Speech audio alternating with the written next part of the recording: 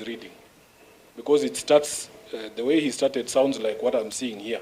But this is not a document that can be said to have come from a cabinet secretary of the Republic of Kenya. We know how letters from the ministry look like. And also, Chair, my copy is not signed by anyone. So if this is CS John Mbadi's response, it doesn't say anywhere on my document. Maybe I have the wrong copy. Chair, maybe just to clarify, usually when communications come to Parliament, I don't know how Senate is arranged, but I've been a member of the National Assembly. You do a letter, one letter, and you attach the response to the letter. It is upon your secretariat, which is a clerical job to do. You just make sure that each one of you is aware that there is a cover letter. So you do a cover letter and attach the documents. So what we did, we wrote a cover letter to the Senate and attached the document. Now, the document I'm reading was attached to the cover letter. So if that was not done, then I may be. It is a case of discussion between your clerks and my team. But if you want me to sign this submission, I'm ready to do so. That is also the process here. Yeah, can the clerk tell us what?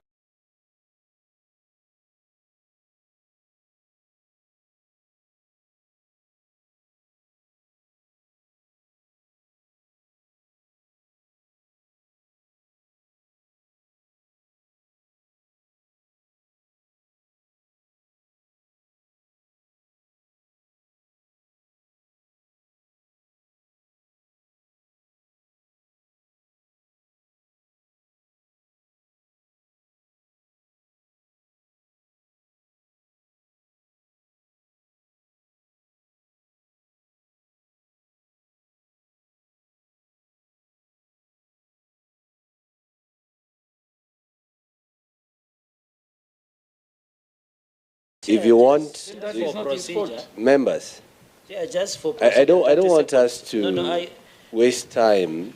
Chair, we are not waste time. Let me explain. Let me explain. Produce that letter for the benefit of those who want to see it. But the CS is here, who took an oath and is reading the document. So because he's here, just direct us where you're reading the document, or which document, then as we wait for the cover letter, because that is also the tradition. There's always a cover letter plus all the file. And there are files in front of us that the CS has indicated it is his response. So I believe you can proceed. Tell us where you're reading. So that there's a reason I was raising this matter, because ownership of documents is very important. In my file again, there is a document at the top that is a table of contents. You can see, say I have it before me. This table of contents actually is on the first page. Yes. Yeah. So to proceed procedurally, you should have allowed the CS to go through the documents he has brought, so that when we go to the narration, he tells us this is the document I'm referring to is here. And in this table of contents, Honorable Chair, I don't see any reference to the document the CS was speaking. And that is why I was suspicious. Maybe somebody has sneaked in a document that is not from government office. But if he confirms it is the one, and I will personally insist that my copy be signed, because there is a reason why these documents are brought here. Thank you. Chair, I think in addition is that the procedure of Parliament is very simple. Through you, Chair, any document that is brought to Parliament must be signed. You remember the case of your Kiambu County. The former governor came before the Senate Public Accounts Committee, and when he read something about allocation to the State House, later he accused the committee of sneaking in documents. So that is why we insist on ownership and signature, so that it allows, it's the president, and you know, Chair, these things are unanswered. Somebody will move to another forum and might want to extract the answer, and at that time we might be vulnerable because the document is unsigned, the clerk is not there. This could look like clerical job, the CS, but this is very critical to the proceedings. Yeah, I think this is an internal matter we need to discuss ourselves. So let's proceed, Chair. Bwana CS, direct us to the document you're referring to, and then the table of contents. And that's why I said earlier that all the documents that provided are well labeled. We can be able to follow up. So, Bwana CS, as we wait for that letter, and you're here, you're unanswered, so we will listen to every word that you say. So I don't see any problem with that. Direct the committee where that document is.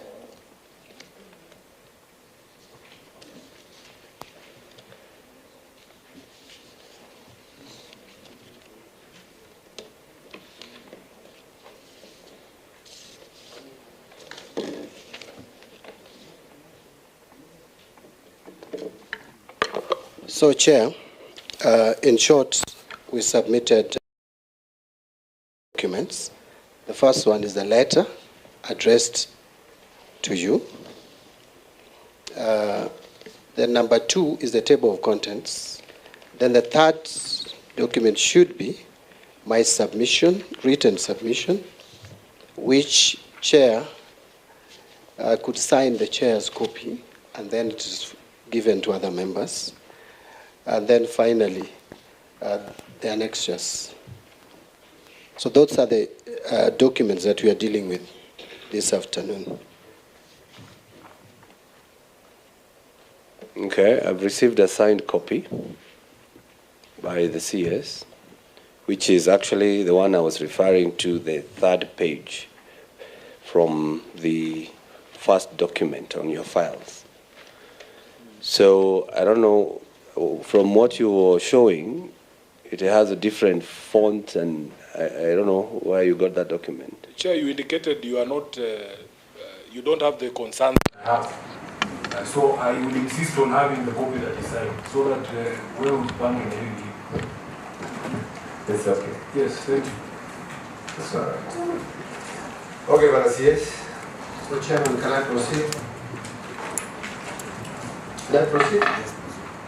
Yeah, I'll start again. Okay. Honorable Chairman, I'm pleased to respond to the questions raised by the committee regarding the proposed development and expansion of the Jomo Kenyatta International Airport by a letter which is referenced as indicated and dated 18th of September 2024. Allow me to pass the body of the PPP committee members who are to join me for the meeting, including the chairman of the PPP committee, who is my PS at the National Treasury. As my introductory remarks, allow me to remind us all that as a nation, we were keen to create room for participation of the private sector in the financing, construction, development, operation, or maintenance of infrastructure or development projects through public-private partnerships, hence the enactment of Public-Private Partnerships Act 2021. And Mr. Chairman, you'll allow me just to interject there that this is actually off-balance sheet way of financing our projects. We are all aware of the constraints that we have in our exchequer, the pressures. So under the PPP Act, various procurement methods for a PPP project are outlined. And these include 1, direct procurement, 2, privately initiated proposals, 3, competitive bidding, and finally, restricted bidding. It is therefore within the law to engage the private sector in public development undertaking. And Chairman, as I respond to your communication, I will outline the lawful method applied in the Adani instance. At this moment, in the course of my brief introductory remarks, Chairman and members, I wish to call to note that under the said law was the creation of the Public-Private Partnerships Committee and the Directorate, whose import in ensuring that the law is upheld where any procurement process of the 4 outlined in the Act is ongoing is key. These key roles have been aptly applied as legally required, as will be shown as I now proceed to respond to the itemized questions as set out in your letter to me referenced above. Number 1, Chairman, you asked me to outline the PIP process, that is privately initiated proposals process under the Public-Private Partnership Act with specific focus on the PIP by Adani Airport Holdings Limited. Sections 40 to 44 of the PPP Act provides for procurement of the PPPs using the privately initiated proposal method, which is the method that has been applied by Adani. The Act set out steps that apply in the event this method of procurement is used. So now the process of privately initiated proposal. I get now to the process. Step number one. Step number one is the submission of PIP by private party and the consideration of the PIP by contracting authority. This is the step that was taken by Adani via their submission to the Kenya Airports Authority.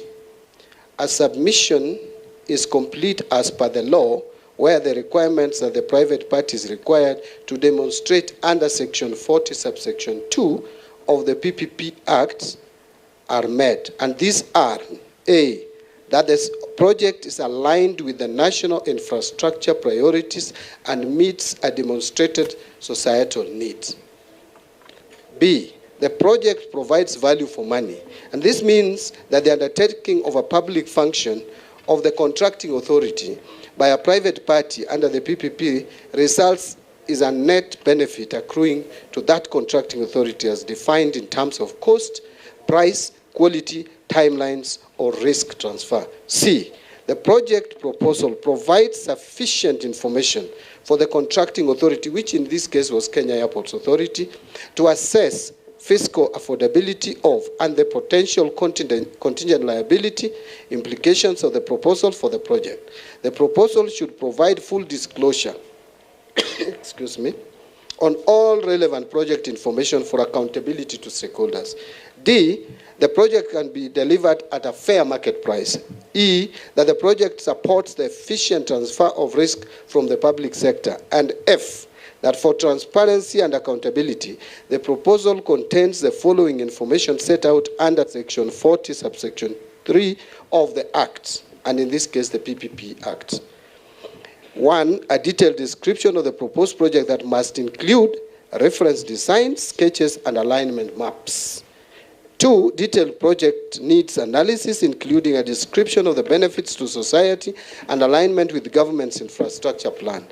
3, a description of the environmental and social features of the proposed project. 4, a detailed technical description of the project, including a construction schedule and requirements on enabler services. 5, a detailed description of the financial viability of the project. 6, a preliminary operating plan for the proposed project.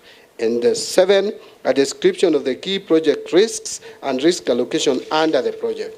Number 8 is a disclosure on any government support measures the proposed project may require. Number 9, a description of non-monetary government support measures that the project may require. And finally, number 10 is a justification why the project is not suitable for open competitive procurement. Now, step number 2, Mr. Chairman, is submission of PIP proposal to the PPP Directorate for assessment and subsequent approval by the committee. Notwithstanding Section 40, subsection 5 of the Act, which grants discretion to the Cabinet Secretary for Finance, in this case, National Treasury and Economic Planning, to prescribe when PIP submissions may be made. Section 40, subsection 6 of the Act requires a private party at the time of submitting the PIP proposal to the contracting authority to pay into the Project Facilitation Fund a non-refundable review fee calculated at the rate of 0.5% of the estimated project cost, or USD 50,000, whichever is lower. Chairman, in line with these provisions of the law, Adani Airport Holdings Limited submitted a private initiative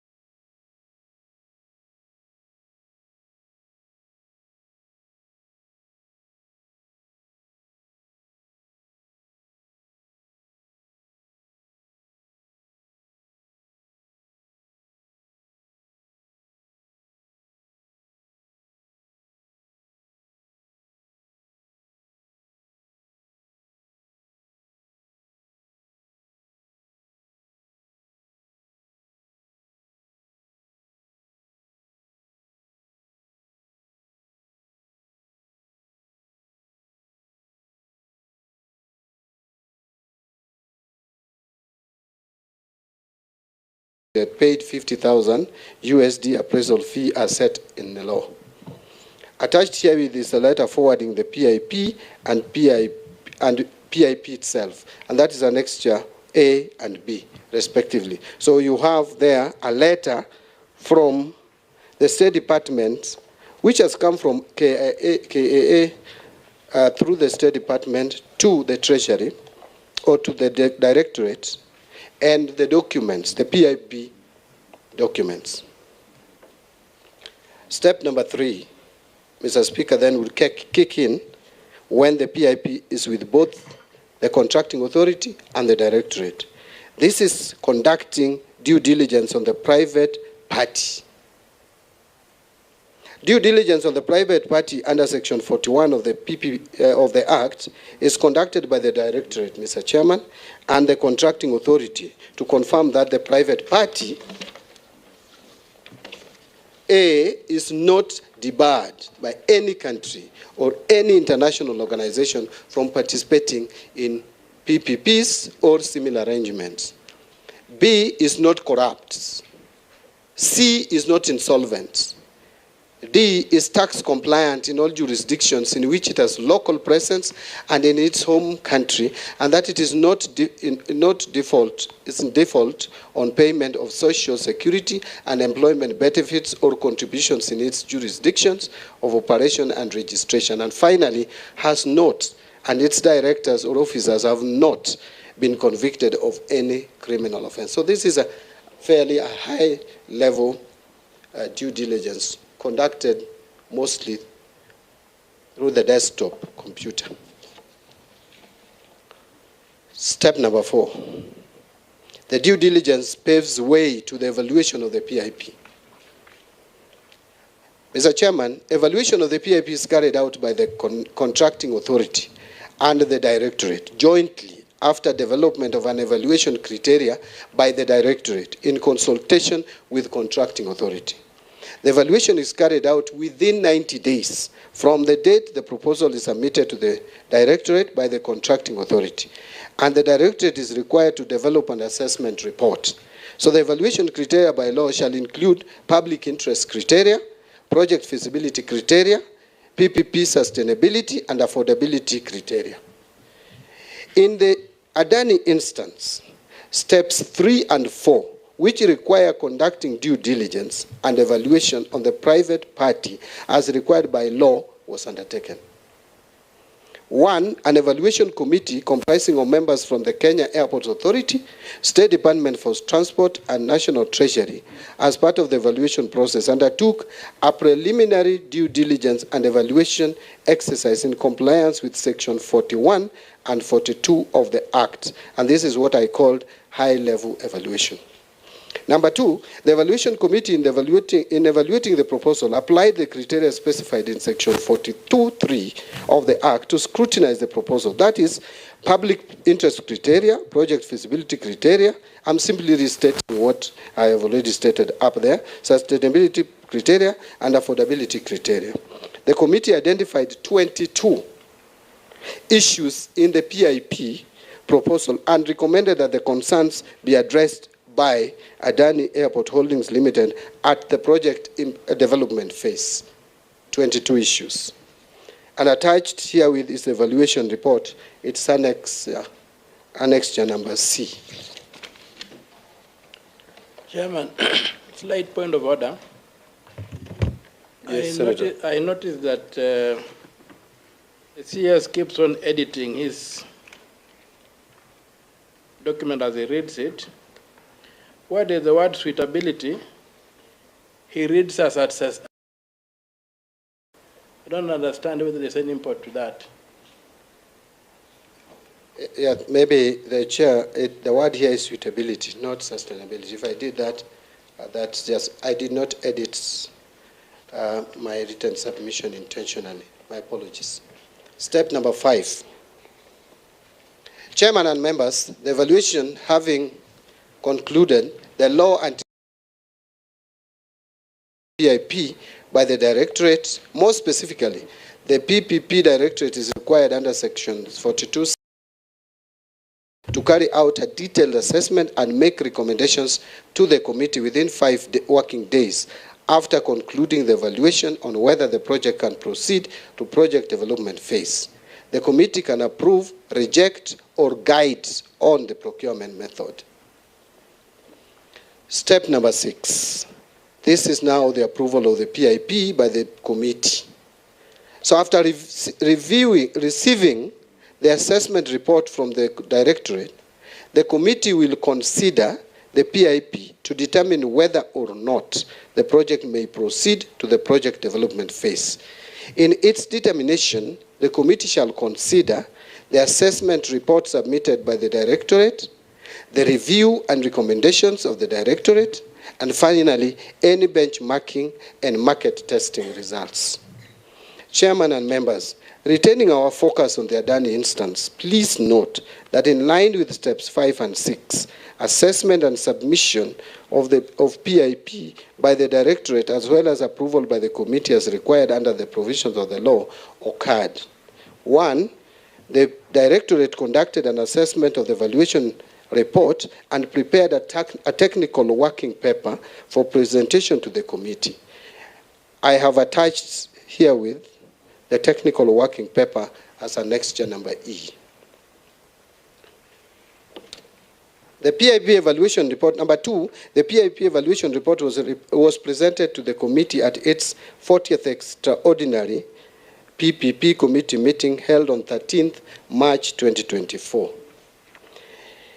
3, the PPP committee considered the report at its meeting and approved that the project should progress to the project development phase in accordance with Section 43 of the Act.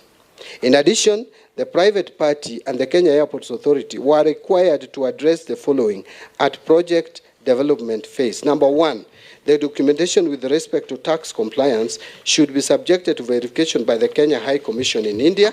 Number 2,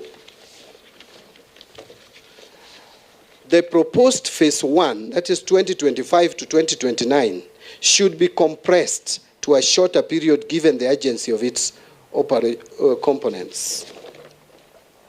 Number 3, the proposed concession period of 30 years on a build, operate, transfer or BOT model should be determined on the basis of a comprehensive financial assessment of the proposed project. In that regard, to facilitate this analysis, the proponent should provide, and the proponent in this case is the private party, that's Adani, should provide a financial model, detailed EPC cost estimates, detailed O&M cost estimates, and details of the financing terms. Number 4, the proposed equity IRR of 18% should be negotiated by the parties. Further, compensation for the value of asset transferred at the end of the concession term will be applied if the proponent has not realized its targeted return. Number 5, the aero and non-aeronautical charges should be subjected to relevant national and international laws, including the concession order under the Kenya Airports Authority Act, Cap 395 laws of Kenya, Air Passenger Service Charge Act, Cap 475 laws of Kenya, and negotiations with third parties with existing contracts with Kenya Airports Authority. Number 6, land acquisition or allocation should be aligned with the Jomo Kenyatta International Airport Master Plan and subject to availability of land and requisite approvals, Kenya Airports Authority Board, NLC and other relevant government agencies, noting that Kenya Airports Authority has existing leases on land with third parties and also has planned developments in line with its strategic plan. Number 7, Kenya Airports Authority should provide details of the land available for purposes of the city's side development to the proponent. In turn, the proponent should formulate a clear development proposal for the city side component as part of their feasibility study. Number 8, the proponent should, as part of their feasibility study, make proposals to Kenya Airports Authority to accommodate the project in the JKIA master plan. Number 9, the risk matrix should be reviewed, including social risks, and risks allocated appropriately. And further, a proper mitigation plan should be provided by the proponent. Number 10, all commitments must be made in line with the Kenyan laws, and any proposed amendments to the laws should be in accordance with the established lawmaking processes. Further, any protection granted to the proponent for changes in laws shall only be limited to changes that directly discriminate the proponents. Number 11, the exclusivity of concession rights as provided in the proposal should be reviewed, ensuring that the rights, assets, and areas of operation are clearly defined in the transaction documents. Number 12, tax exemptions as proposed should be subjected to the laws of Kenya, and applications should be made on a case-by-case basis. Number 13, the proposed heads of terms for the concession agreement should be negotiated at the appropriate stage. Number 14, the project costing is indicative at this stage. More accurate cost estimates should be agreed during the feasibility phase and once project specifications have been finalized. Now, a transition plan to facilitate the transfer of assets, liabilities, and obligations from the grantor of the concession to the concessionaire should be developed. The transition plan should specify the timing, rationale, and processes or procedures for the transfer of assets, liabilities, and obligations from one party to the other. Number 16, the proposed fixed concession fee of USD 47 million per year should be reviewed and a valuable component to the concession fee introduced to ensure that the government of Kenya is entitled to a share in the upside. Further, the concession fee should be set operating expenses and that Kenya Airports Authority is not left in a no. Number 7, the tariffs for end users are compounded by 3% on annual basis, which has a bearing on further assessment of the impact of the proposed tariff increments should be undertaken. Number 18, the Kenya Airports Authority should undertake.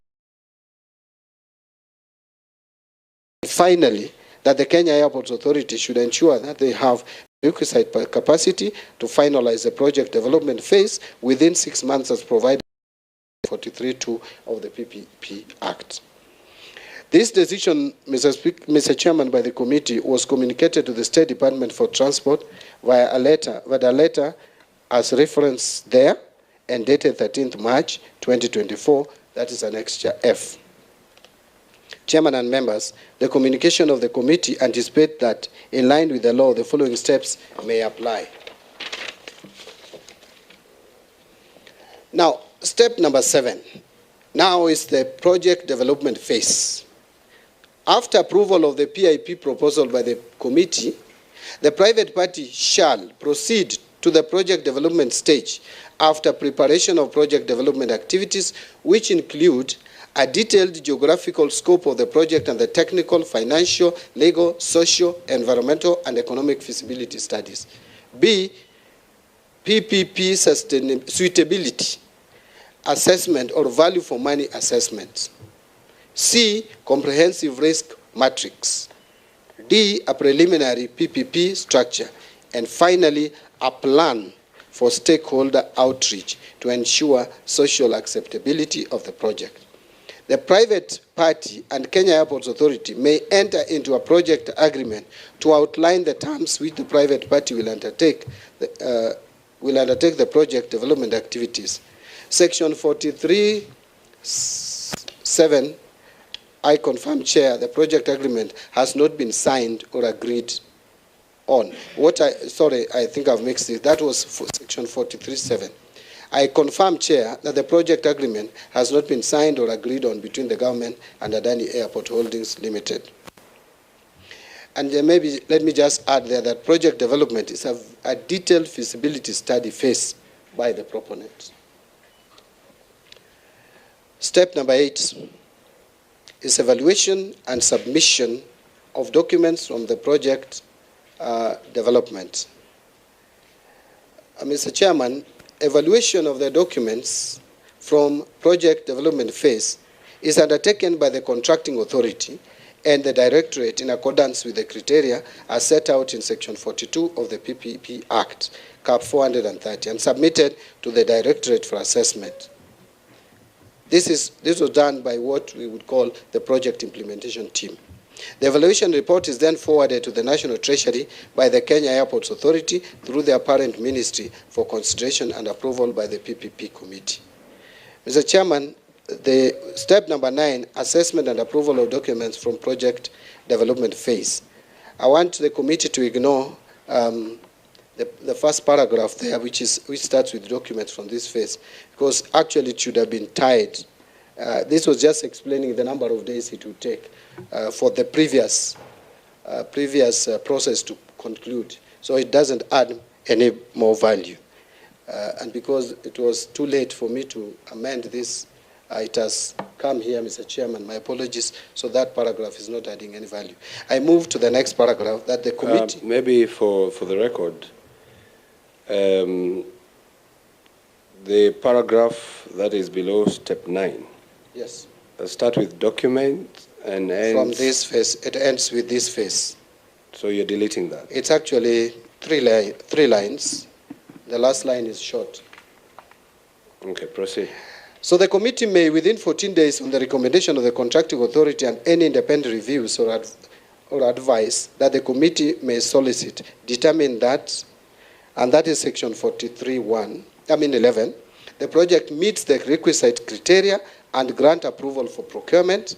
B, the project does not meet the requisite criteria and guide on alternative methods for implementation. Or C, the project does not meet any of the relevant criteria and should be abandoned.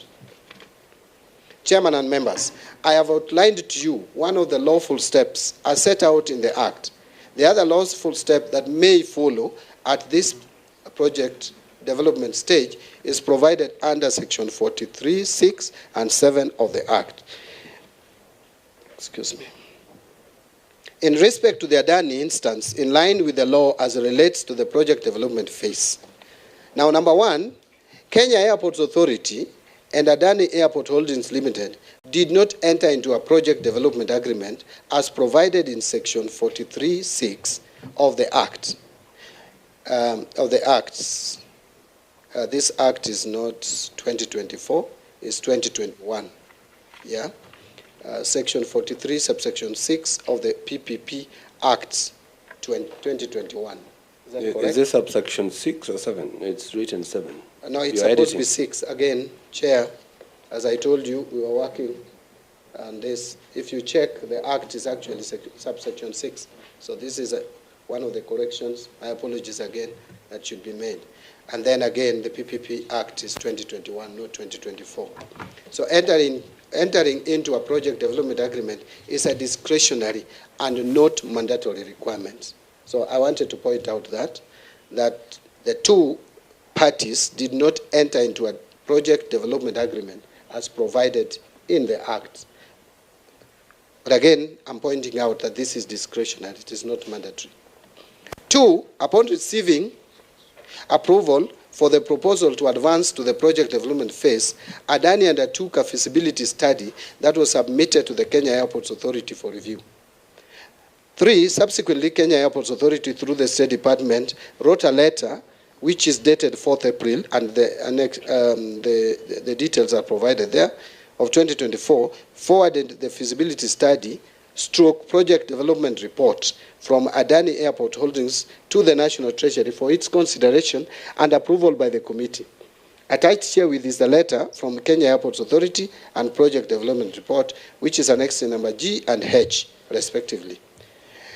And to show this esteemed committee the sustained steps by my ministry to ensure adherence to the law in the evaluation and submission of documents from project development phase, more specifically the feasibility study conducted in line with section 43(5), 1, the National Treasury, through a letter reference as indicated, and which is dated 9th April 2024, requested the Kenya Airports Authority to reconvene the evaluation committee to evaluate the project development report submitted by Adani Airport Holdings.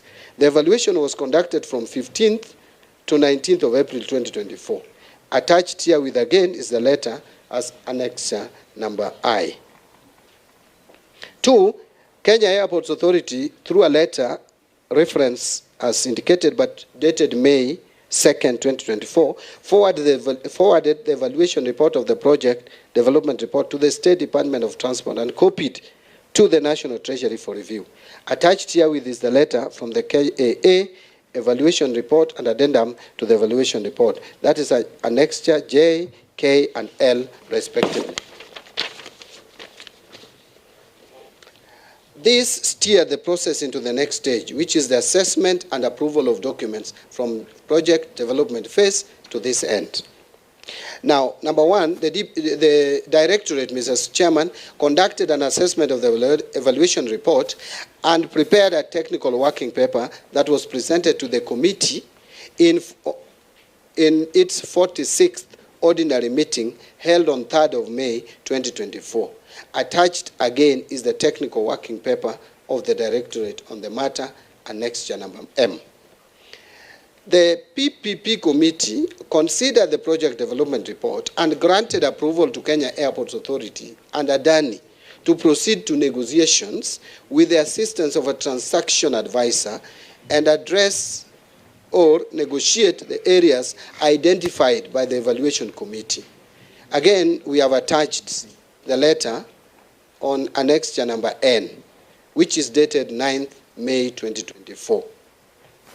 This is what one would call the preliminary heads of terms. Allow me, Mr. Chairman and members, to continue to outline the law in respect to the PIP process following the decision. Now that takes us to step number 10.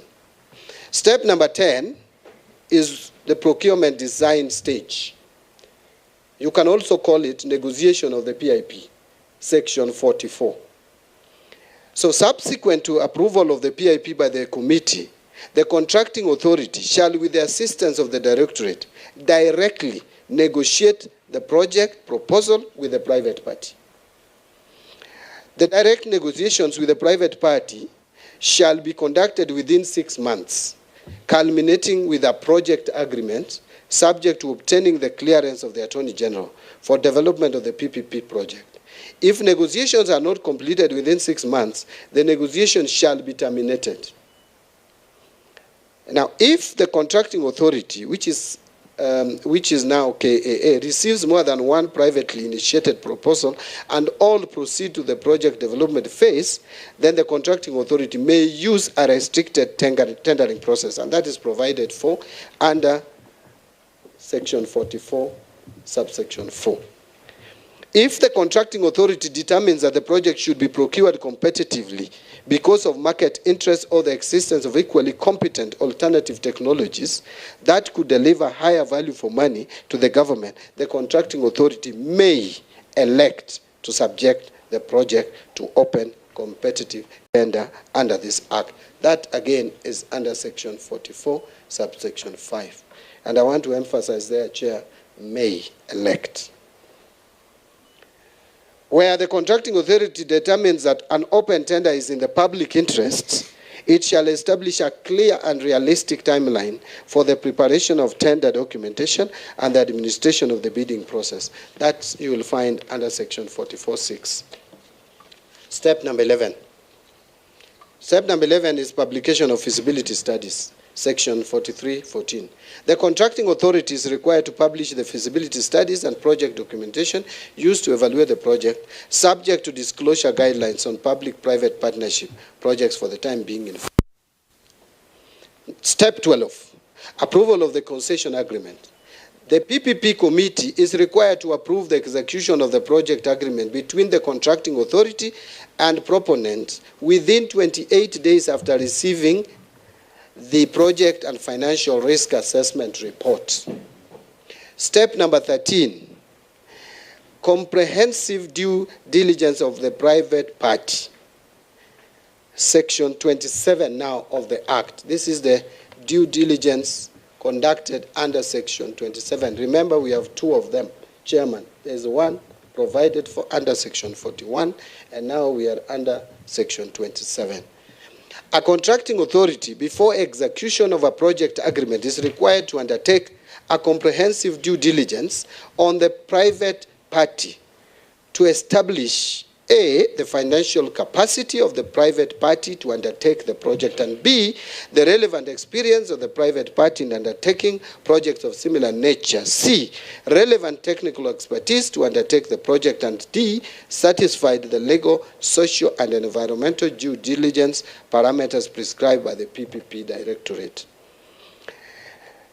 In relation to Adani, Mr. Chairman, again, I don't want us to lose sight and focus on what is before us. What has followed has been negotiation of the PIP, section 44, More specifically, following approval by the committee, Kenya Airports Authority proceeded to directly negotiate with Adani Airport Holdings Limited. 2, a negotiation committee was constituted and conducted negotiation through a series of in-person and teleconference meetings from 4th of June 2024 to date, and negotiated a heads of terms, as I mentioned earlier, detailing non-binding terms of the transaction. The committee included representatives from Kenya Airports Authority, which is the contracting authority, State Department for Transport as the line department, Kenya Civil Aviation Authority as interested party, State Law Office as required by law, and then PPP Directorate of the National Treasury, assisted by a transaction advisor procured by Kenya Airports Authority. The State Department of Transport, through a letter dated 13th of August 2024, and I've referenced it there, submitted the project and financial risk assessment report together with the heads of terms for consideration by the Public-Private Partnership Committee. Attached here is a copy of the letter, financial risk and assessment report, and heads of terms, annexure O, P, and Q respectively. The Directorate then prepared, this is number 4, an assessment of the valuation report and prepared a technical working paper that was presented to the committee in its 47th ordinary meeting held on 21st of August 2024. Attached again is the technical working paper of the Directorate on the matter, annexure R. Number 5, the project and financial risk assessment report, together with the heads of terms, was presented to the committee at its 47th ordinary meeting held on 21st August 2024, as I stated earlier, and approval was granted to proceed to the drafting and negotiation of the concession agreement based on the agreed terms of the heads of terms. The committee directed that Kenya Airports Authority should ensure that ensures the following before signing the concession agreement. And there are 5, which were highlighted. A, cabinet concurrence on the implementation of the project. B, undertaking a detailed stakeholder engagement to proactively consider their needs. C, undertaking a detailed due diligence exercise of the Adani Airport Holdings Limited in accordance with Section 27 of the Act. D, any material changes to the heads of terms should be referred back to the committee for approval. And finally, obtaining the legal clearance of the concession agreement in accordance with Section 62 of the PPP Act. The PPP committee also directed the following issues should be addressed in the concession agreement. A, include clear provisions for open book accounting to ensure optimal performance and full disclosure of the project accounts during audits and for calculation of government share of income. B, comprehensive review of the risk matrix to ensure that all risks are identified, appropriately allocated, and suitable mitigation measures are provided.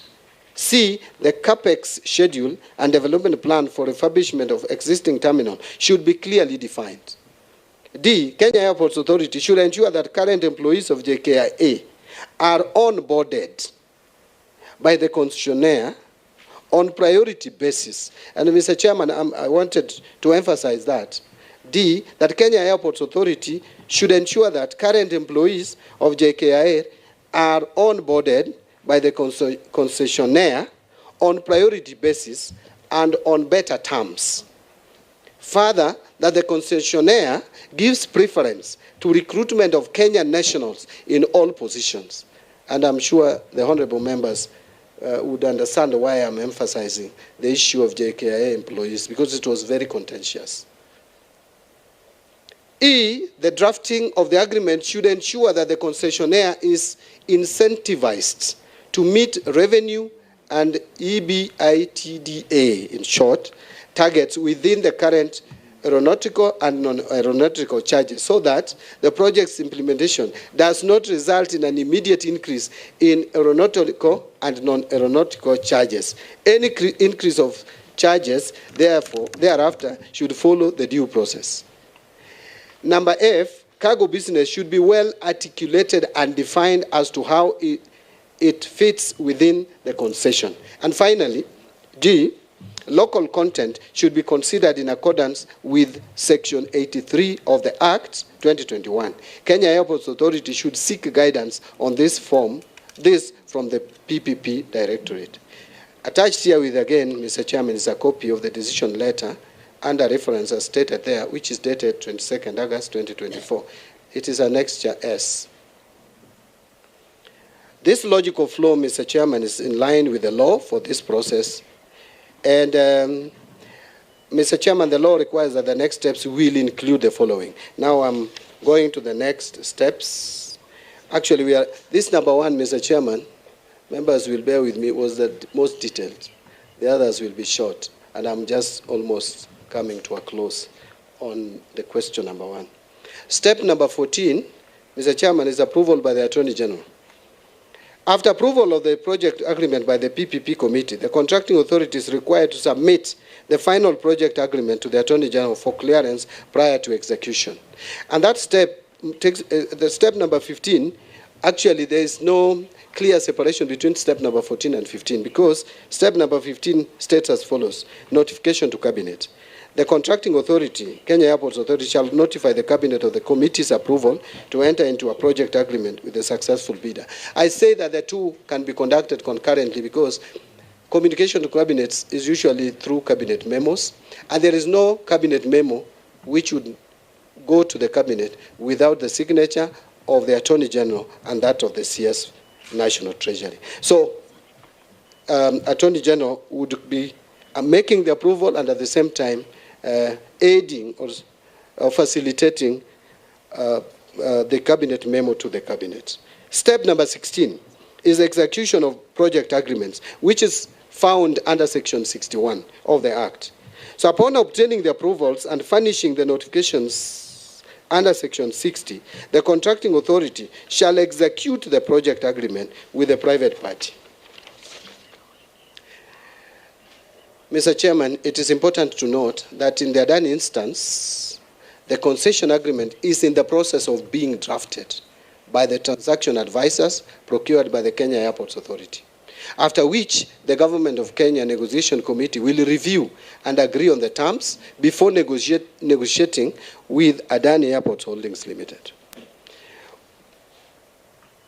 With regard to the application of Section 44.5 and 44.6 of the PPP Act, there has thus far been no determination in this respect. So having outlined, Chairman and members, allow me now to proceed to the other questions in your letter to me, subject to this section. As we proceed, I want to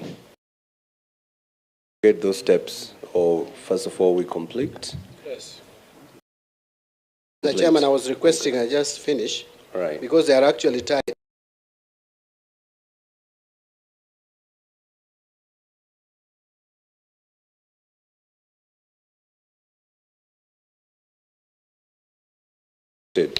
So your question number 2, Chairman, was on the procurement method that the Public-Private Partnerships Directorate advised Kenya Airports Authority to use in undertaking the project. And there, Mr. Chairman, you will allow me, and that's why I'm making written submission, that there are 2 items highlighted there, but I want to add a third one, which will be now number 1. So number 1 in the list should be number 2, and number 2 becomes number 3. So if I'm allowed, I can proceed here. And method. So the advice is the following. So the Directorate advised the contracting authority on all procurement methods available under the Act. So that is a general one, that the the Directorate advised the contracting authorities on all procurement methods available under the Act, and therefore, 2, which was number 1 in the list, it is the responsibility of the contracting authority to determine the procurement method to be used for a particular PPP project. Number 3, which is number 2 in here in the written submission, is that the National Treasury received a PIP from the State Department for Transport on 1st of March 2024, and the process of finalizing the transaction is still ongoing. So the third question, Mr. Chairman, was the status of the PIP by Adani Airport Holdings Limited, and I respond as follows. One, the project is at negotiation phase following approval by the committee at its 47th ordinary meeting held on 21st August 2024. The PPP committee directed the contracting authority as follows. A, obtain cabinet concurrence on the implementation of the project. B, undertake a detailed stakeholder engagement to proactively consider their needs for social acceptability for the project. And C, undertake a detailed due diligence exercise of the Adani Airport Holdings Limited in accordance with Section 27 of the PPP Act. D, ensure any material changes to the heads of terms should be referred back to the PPP committee for approval. And head of terms simply mean broad clauses that could be found in the agreement. Number E, which is the final one, obtain the legal clearance of the concession agreement in accordance with Section 60 subsection 2 of the Act. Number 2, a team comprising of Kenya Airports Authority, the State Department for Transport, the State Law Office, and the DPP Directorate of the National Treasury is currently in the process of undertaking a comprehensive due diligence exercise to establish the requisite capacity of Adani Airport Holdings Limited to undertake the project. And finally, number 3, Kenya Airports Authority and a number of other government institutions, including the National Treasury, is in the process of undertaking comprehensive due diligence exercise to establish the requisite capacity of Adani Airport Holdings Limited and stakeholder engagement of the project for social acceptance. Question number 4, Mr. Chairman. You asked about the due diligence undertaken under Section 27 and 41 of the PPP Act. Cap 430. Even though I've already addressed it, if in my comprehensive, I was giving step-by-step, blow-by-blow details on how the whole thing was conducted, or the process was conducted, but I still will repeat. Number 1, the PPP Act 2021 requires due diligence to be undertaken at 2 levels, as provided in Section 41 and 27 of the Act. 2, Section 41 requires that a due diligence is conducted by the Directorate and then contracting authority to confirm the private party is not debarred, that I already mentioned, by any country or any international organizations from participating in PPPs or similar arrangement. B, is not corrupt. C, is not insolvent. D, is tax compliant. I think this should be compliant, not complaints.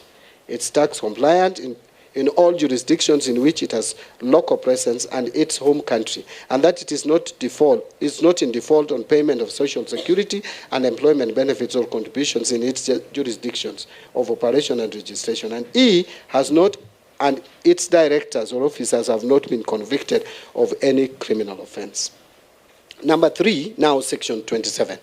Section 27, on the other hand, requires that a comprehensive due diligence exercise is conducted by the contracting authority before signing the project agreement to establish the financial capacity of the private party to undertake the project, that is A. B, relevant experience of the private party in undertaking projects of similar nature. C, relevant technical expertise to undertake the project. D, and satisfied the legal, social, and environmental due diligence parameters prescribed by the Directorate. Number 4, the Evaluation Committee undertook a high-level due diligence in accordance with Section 41 of the Act, as highlighted in my response to question number 1 above, where they highlighted, I think, 22 issues. Now, number 5, the government is in the process of undertaking a comprehensive due diligence exercise in line with Section 27 of the Act to establish the requisite capacity of Adani Airport Holdings Limited to undertake the project. Now, question number 5, Mr. Chairman, you have asked for copies of PIP's expression of interest received from investors on development of airports since 2022. The scope of information available to my ministry in relation to this question is as follows. Number 1, the National Treasury was in copy, or is in copy. We have a copy of a PIP submitted to Kenya Airports Authority via a letter dated 25th April 2023. By Adani Airports Holdings Limited, which is attached as annexure number T.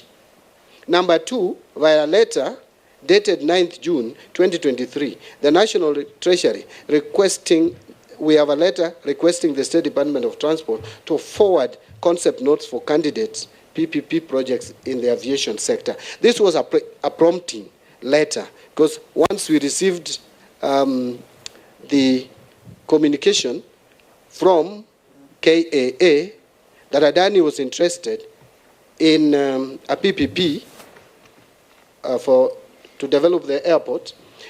It took a while. We gave time as Treasury. It took a while, and then we prompted the ministry. So via the letter, number 3, via a letter as reference, and which is dated 12th of June, 2023, informed the State Department of Transport acknowledging receipt of a PIP by Adani Airport Holdings Limited, and that Kenya Airports Authority is yet to formally submit the PIP and their preliminary appraisal. Next year, V. Number 4, the State Department for Transport, via a letter reference there, Mr. Chairman, but dated 29th June 2023, informed the National Treasury that Adani Airports Holdings Limited had on 27th April 2023 submitted a PIP to Kenya Airports Authority for a 30-year PPP concession for JKIA under a build, operate, and transfer arrangement. The letter further stated that the Kenya Airports Authority Board of Directors, in its 358th meeting held on the 16th of June 2023, noted the expression of interest for the PPP arrangements for JKIA and other airports as from the following companies. Number 1 is Almaya Group, Kenya, in December 2022 for Isiolo Airport. Number 2, China Jiangxi International Economic and Technical Corporation in April 2023 for Wilson Airport. Number 3, Terminal Holdings, Abu Dhabi in May 2023 for JKIA. Number 4, China Roads and Bridge Corporation in May 2023 for JKIA. And number 5, Motor Angel Africa Corporation, America, JV, in June 2023 for JKIA. Attached again herewith is a copy of the letter from the State Department for Transport, which is annexure W. Number 5, on August 24th, 2023, Kenya Airports Authority appeared before the PPP committee seeking guidance on how to prioritize the proposed concession for JKIA to a private investor for purposes of constructing a new terminal and rehabilitating the existing terminal under PPP arrangement. Between 25th August 2023 and 15th September 2023, Kenya Airports Authority engages ALG for provision of transaction advisory services, which is a firm. This ALG is a consultancy firm for provision of transaction advisory services for the development and expression of JKIA, annexure number X. Subsequently, that is number 7, the National Treasury, through a letter reference as indicated there, but dated 6th of September 2023, advised the State Department for Transport on 3 essential steps for competitive procurement and advised them to constitute the project development team and finalize the feasibility study within the timelines they had indicated. That's annexure Y. Now, this is number 8. And through a letter, through an email dated 8th November 2023, the Director General of PPP in the Directorate informed Kenya Airports Authority of the International Finance Corporation proposal to provide transaction advisory services for the proposed development and expansion of JKIA. Attached here with this again a copy of the email correspondent as annexure number Z. Now, number 9, through a letter dated 22nd November 2023, the State Department of Transport then wrote to the National Treasury, informing the National Treasury that Kenya Airports Authority is currently undertaking the feasibility study for the proposed project, and that the study will be finalized by December 2023. That is annexure AA. On 14th February 2024, ALG submit the interim feasibility study report to Kenya Airports Authority. Attached herewith is a copy of the interim report as annexure BB. Number 11, on 16th February 2024, ALG make presentation of the draft interim feasibility study report to Kenya Airports Authority, PPP Directorate and State Department for Transport. Again, I have attached here with a copy of the presentation as annexure number CC.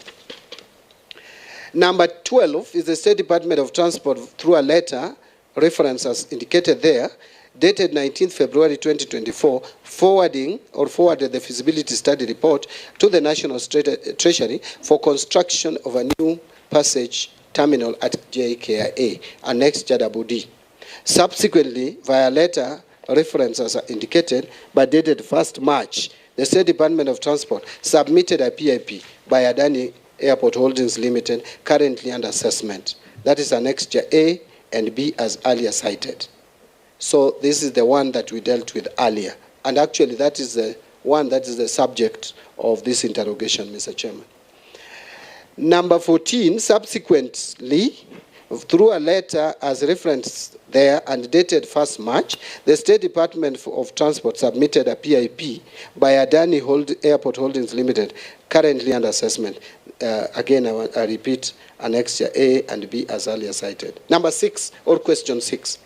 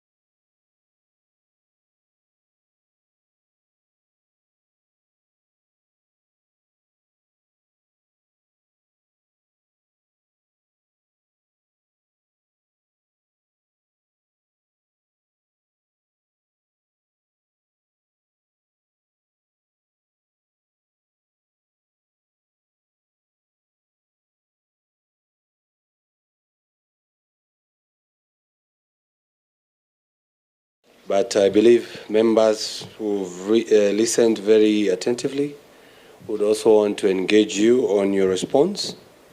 And members, we are going to do as we did last time, give you a few minutes to put your questions, then the CS will be able to answer. Then we go to the next member. So members, the floor is yours. And I've also noted that in the documents, one of the documents that you have referred to us, the head of terms is missing page 48 and page 49. Chairman, there's a complete one inside the documents. You do? There's a complete one presented by the Treasury inside the documents. Okay. Yeah, there's a complete one, and I just checked. All right, then mine seems to be missing that one. But it's okay, I'll check that as we go. And also members, you requested for the letter, the cover letter that his response with, and I've been told that we rest that matter there. Members, yes, Senator Sifuna. In fact, Chair, let me begin where you say you want to rest the matter. I have seen a copy of that forwarding letter, and my only advice is that this is not the standard expected. In fact, the letter should have said the things that the CS said when he gave his response, that we hereby attach the following documentation in response to your letter so that we can know that it covers all these issues. So, Chair, allow me to begin my questions. Honorable CS, this approval by the PPP committee is the crux of the matter. So we are going to focus there. You have repeatedly referred to approval by the PPP committee, first at its meeting held on 13th March 2024, and then there is also reference to approval at a meeting of, ordinary meeting held on 3rd May 2024. I perused these documents at length. I do not see the minutes of these two meetings. Did you attach the minutes of the meetings of the PPP committee that you have referenced?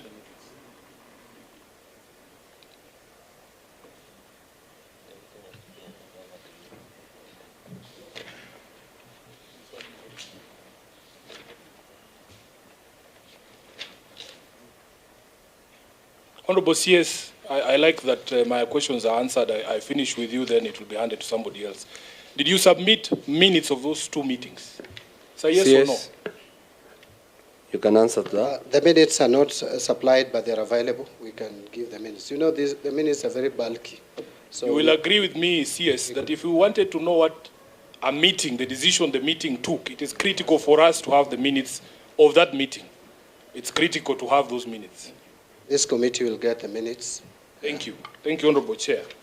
Now, I want to address something you've also touched on your response. If you go to, Honorable Chair, if you go to section, I'm getting mixed up. CS, who is supposed to submit a PIP to the committee, the PPP committee? That should be done by the directorate. Actually, the process is the contracting authority submits to the directorate. Correct. Which is at the National Treasury. Now, you have attached a letter here, a letter dated 1st of March 2024, that is signed by PIP. Now, the law says contracting authority. Correct. But contracting authority is domiciled, in this case, in that State Department, and the procedure in government is usually when you are communicating to another ministry, it comes through the parent ministry, the State Department. So there's nothing completely wrong. So long as you indicate that that PIP proposal was to the KAA, which is the contracting authority. So the letter... Yes, if the law was followed, the contracting authority being KAA, should be the one submitting the PIP because it is delivered to them. Now let's move on to something you've touched on about the membership of this PPP committee. But Chair, with your indulgence, I think Yes, we need to yes. sort out that. The contracting authority here is KAA. Yes. They receive PIP, they decided, and which there's nothing wrong, because the law does not, if the law is stating that they should not, then that's a different story. But so long as AAA has submitted the PIP to the line PS, and then the line PS submits it to Treasury, indicating that this is the PIP received by KAA. So I don't see any ambiguity there. Chair, perhaps that is the view that Honorable Mbadi would want to have. I want to read you the law as it is, not as it ought to be. Section 40, subsection 4, the contracting authority, which is KAA, shall submit the privately initiated proposal to the Directorate for assessment and approval. I want to move on because I have very little time. Chair, you will understand why I'm asking this question. You spoke about the membership of the PPP committee, Honorable Chair.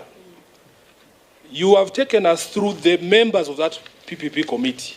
You will agree with me that, in fact, if you look at the letter of 1st March 2024, it is a letter originating from a member of the PPP committee to another member of the PPP committee. Isn't that the case, Honorable CS? That is bound to happen because I've already said that even if he was not a member, he would be co-opted. So just what the letter is saying, if it is coming from the CS for transport, the PS for transport, going to the PS, Chris Kipto, of National Treasury, those are both members of the PPP committee. The transport PS is a co-opted member. They are both members of the committee. By virtue, is not a designated member as per the law, but the law says you co-opt the line PS. And so he is a member, co-opted member. He is communicating a PIP which was received by KAA, and by the way, KAA is the one that communicated to the PS. Where is that correspondence in your documents? That can be found, that we can touch. Let's move to Annexure D, which is the evaluation report. You have taken us through the standard that has been set by the law when it comes to evaluation of these proposals, Chair. I want us to go to the evaluation report at Annexure D. Are we there, Honorable Mbadi?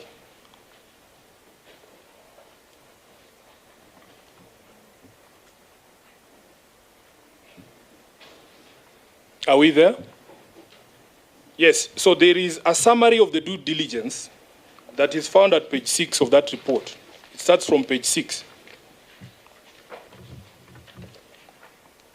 Are we together? You can proceed, I can see it. So there is a table there, Honorable Mbadi, that sets out the parameter, the attribute, the indicators, and the remarks. I think, Chair, maybe we are having different reports. I am at Annexure D. This is the KA evaluation report of the PIP by Adani Airport Holdings. You can hold a bit, we get it. Chair, I hope you'll not accuse me of taking too much time. It's the witness. Noted. Which is page 6.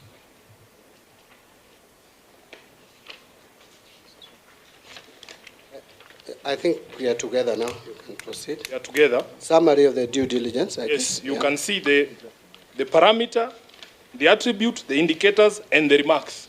I want you to go to the parameter on debarment, where you are required to have confirmation or verification to ensure that neither the proponent nor its affiliates are listed on either the World Bank and PPRA list of ineligible firms and individuals for engagement in procurement. You can see that.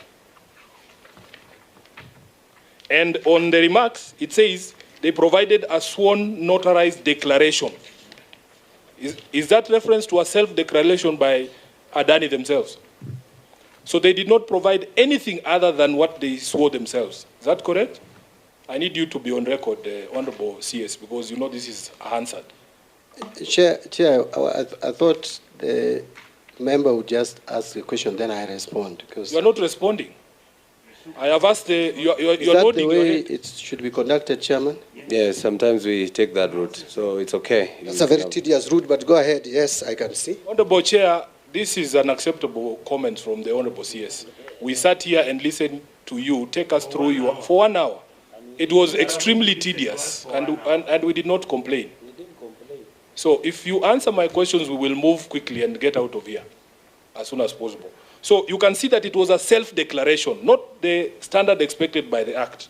Let's go to the question on corrupt practices. But Chair, with all due respect, why do you say it is not accepted by the Act? Can you cite the Act? You have said... You know that you want me to be saying yes or no.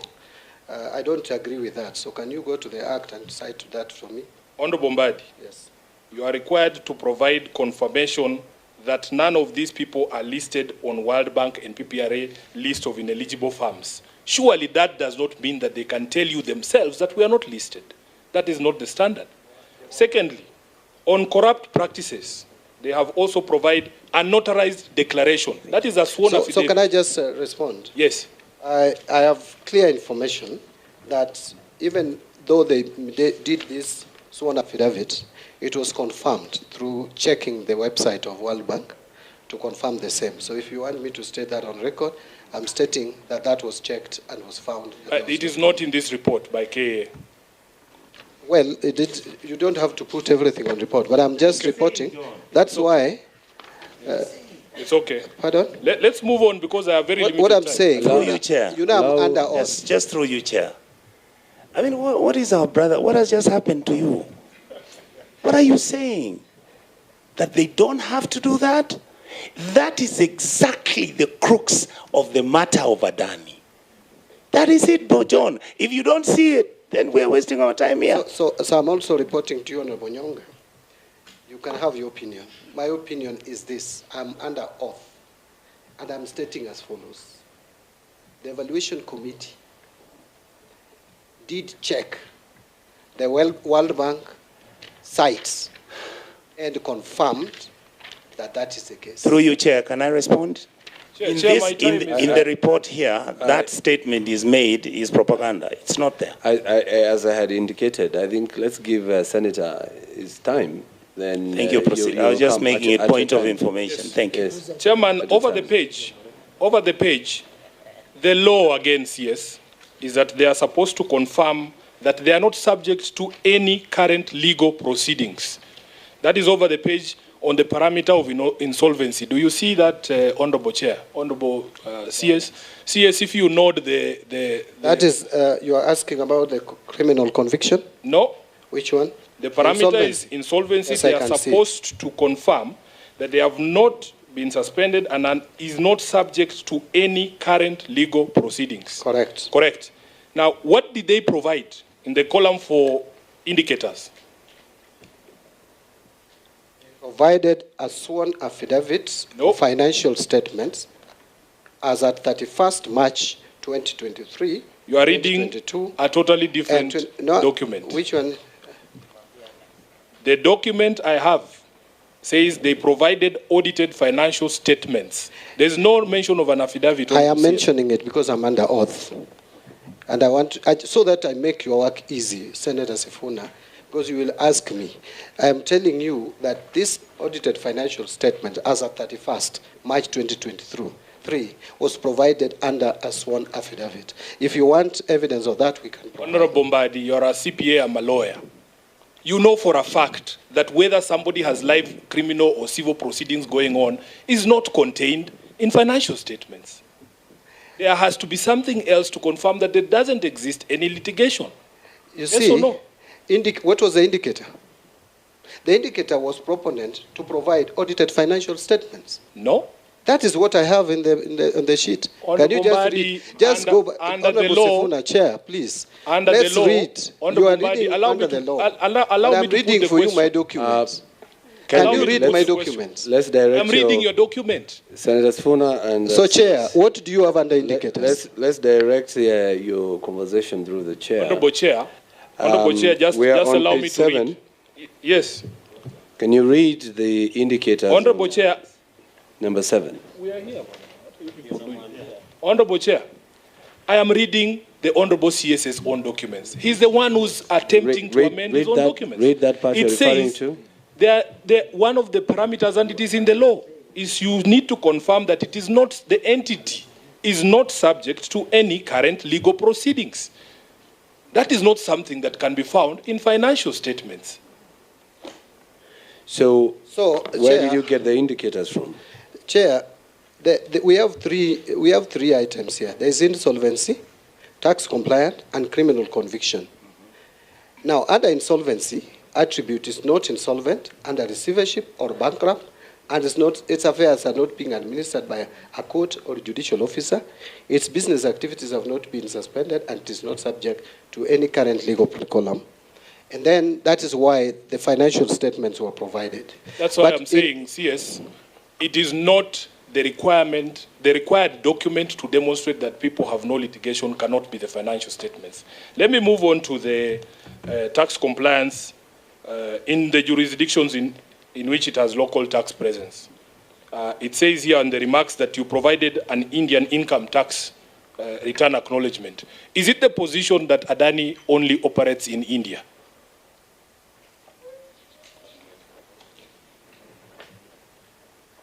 Chair, I may not know how many countries Adani operates in, but okay. I know that the mother of the parent country, where tax compliance is domiciled, is India. But the requirement of in which it has local tax presence. That is what is in the law. Okay, let me move very quickly, Honorable Chair, to page.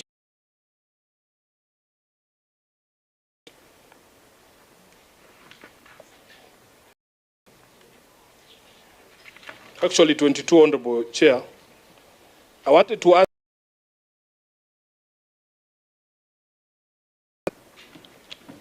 Chair, the CS needs to listen to the question so that he doesn't. Yeah, You're on page? Chair, I think that's not fair to me. Have I been answering my own questions? No, when I'm going to ask the question, I can see you engaged in another conversation. You can't be Maybe able the to CS can determine my multitask. capacity. I know the CS, Honorable Chair. You can't be able to determine I know my he cannot capacity to multitask. listen. I know him Just go personally. ahead. Ask your question. Yes, under the special purpose vehicle provision there, you will see that there is a requirement you clear, that the proponent should clear the nexus between Adani Airport Holding Limited and Abu Dhabi Consortium Company. That is at page 37 of the PIP. CS, can you confirm whether that has been done? Chair, I think let us not mix issues here. This was a recommendation for detailed due diligence, which is still ongoing. Correct. So that will be determined later. So you're saying it has not been done? It has not been done. Okay. Or if it has been done, it has not been communicated to the National Treasury. Now, there was a discussion also, Chair, on the question of employment, and this is at page 27 of the same document. Your counterpart from Treasury was here, not Treasury, from Transport, and he told this committee that all current employees of KA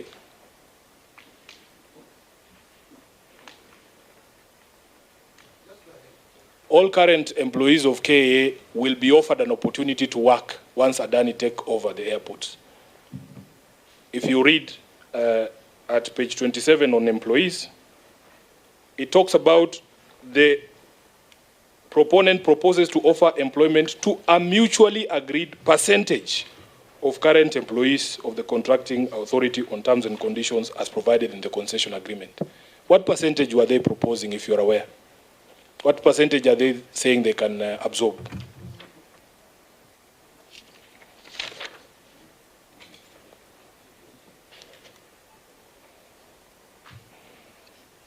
I'm trying to get a part of my answer to that question because I'd read it earlier. Even though that was what was offered by the proponent, I may not have the percentages, but the recommendation from committee was very clear. Yeah, I'm talking about their proposal. What were they proposing? That was proposal of Adani. What were they proposing? What percentage? I can't be able to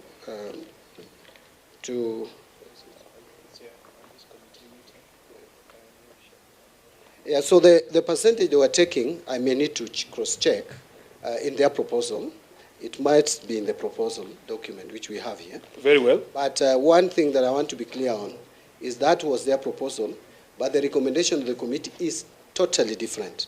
The committee is recommending as follows, that the Kenya Airports Authority should ensure that current employees of JKIA are onboarded by the concessionaire on priority basis. Very well. You have said you don't know what percentage you are proposing. In the final question on this document, Chair, is that therefore CS, the conclusion that is found at, this page is not numbered, but I suppose it's page 30. There are conclusions and recommendations there, and the conclusion is that the proponent has provided all documentation in accordance with the requirements of Section 41 of the PPP Act 2021. That conclusion and recommendation cannot be true, Honorable CS, after what we have gone through. There are gaps in the documentation. Chair, I agree that there are gaps, and those gaps clearly have enumerated. The first one was 22, there are 19. Those are all documented. The PPP committee made recommendation that before we go to the project development phase, then these are supposed to be provided. So they are properly documented. And by the way, the committee will not approve the project, the process will not proceed to conclusion until and unless those conditions are met. Okay, then you speak of working paper, which I think you have annexed as Annexure E. And Honorable Chair, this one I have problems with it. The same problem I had with the document that the CS referred to. These recommendations of the PPP Directorate, because they are important, Honorable Chair, you will notice that first, they are unsigned. They are unsigned, Honorable CS. Is it possible for recommendations of a PPP Directorate to take the form that you have brought before this House? And Annexure E.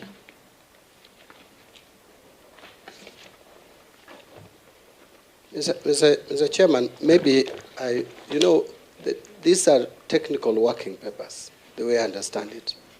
And it was submitted to the committee. Once it is submitted, then a decision is taken and they're adopted. But if you want the directorate, if it's a requirement, then you can ask the directorate to confirm the same. But these are information from the directorate, so I don't see why they should. If you were to encounter that document, Honorable C.S. Mbadi, in your office, it is not on letterhead, it is not signed by anyone, and then somebody tells you these are the recommendations of a PPP Directorate, would you accept that standard? You know, if I encounter documents anyhow in my office, I would not treat them seriously. Thank you. I'm not treating this one seriously as well. I only treat seriously a document that someone can own. Honorable Chair, let me move to something he said about the powers of this PPP committee. Honorable CS, you read to us the law again on PPP, and it says that it is the committee to make the decision approving a PIP, right? That is the law. The law you read us. Are you aware whether the decision of the PPP committee is subject to appeal or direction from any other quarters under the law? I haven't seen that in the law. I have read the law. I have not seen where it can be appealed, but you may cite. Can a procuring entity direct the PPP on what to do? The PPP committee? Peace committee is supposed to work independently. Very well. So yes. You have attached a letter here under Annexure L, and I want you to go with me there. There's a letter under Annexure L. It's actually a memo.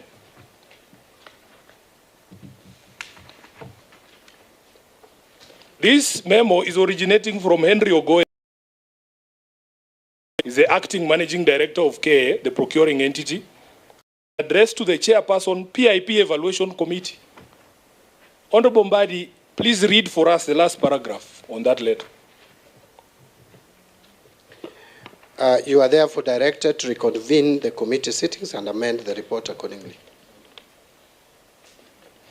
Do you think that is proper for the procuring entity to be directing the PIP committee to reconvene so that they can amend their report? Yeah, I don't think this letter was to the PPP committee. What does it say at the top? This is chairperson PIP Evaluation Committee, You don't see any problem which is with a that? technical body, basically from KIA. It's actually the KIA which is leading it with the directorate. It's not a directive to the committee, as you had earlier indicated. Okay. Let's see what the committee recommends under Annexure M. Honorable Chair, Annexure M, there is a recommendations of the PPP Directorate. I don't know if we're together, Chair, or I'm moving too fast. I'm with you, Chair. I'm aligned. I'm moving as fast as Senator Sifuna is moving. Again, Chair, I have similar problems with this document. The document is not on letterhead. It is not signed by anyone. This is the PPP Committee Technical Working Paper on the Jomo Kenyatta International Airport. Now, at page 9, there is a recommendation at the bottom there, Honorable Mbadi. I wish that you read it for the committee as well. Page? Page 9 of that report. Yeah, I can read. Paragraph 6. Let me read it. The Evaluation Committee made recommendations which the PPP Directorate endorses and conveys. You are reading the wrong document. Okay. There is Annexure M. Annexure M. So which document do you have? Could you kindly read it? Because, so that we don't go back and forth. Is it, no, because you said paragraph 6, recommendations of the PPP. This is your own document. I Which page? am going by the way you filed them. It's Exactly Annexure that's- M on my file. Which Annexure page? M on my file at page 9. Chair, let me read what I have. If you have another one, you can read it, Senator Sifuna, so that we can know which one is the correct one. Read yours. Recommendations of the PPP Directorate. Okay. My apologies, I think we got a wrong one. Now you are accusing me of reading my own things. Yes, you are the one reading the wrong things. You see, Senator Sifuna, when Probably. these documents are many and bulky. But you went So ahead to accuse me of reading the wrong let us stay documents. I am focused. using your bundle. These Let us documents came let from me you. just stay focused and read what you wanted me to read. I think we don't have luxury of time. In several respects, as detailed in the observations above, the feasibility study report submitted by the proponent has not fully satisfied the evaluation criteria of project feasibility and affordability. The evaluation committee made recommendations which the PPP Directorate endorses and conveys to the PPPC. Thank you. I just needed you to cover that part under the recommendations, which has called out that the proponent has not fully satisfied the evaluation criteria of the project. Chair, allow me to conclude, because I can see, I know that my colleagues would also want to add something. There is a communication, the last annexure actually, Chair. I think it's,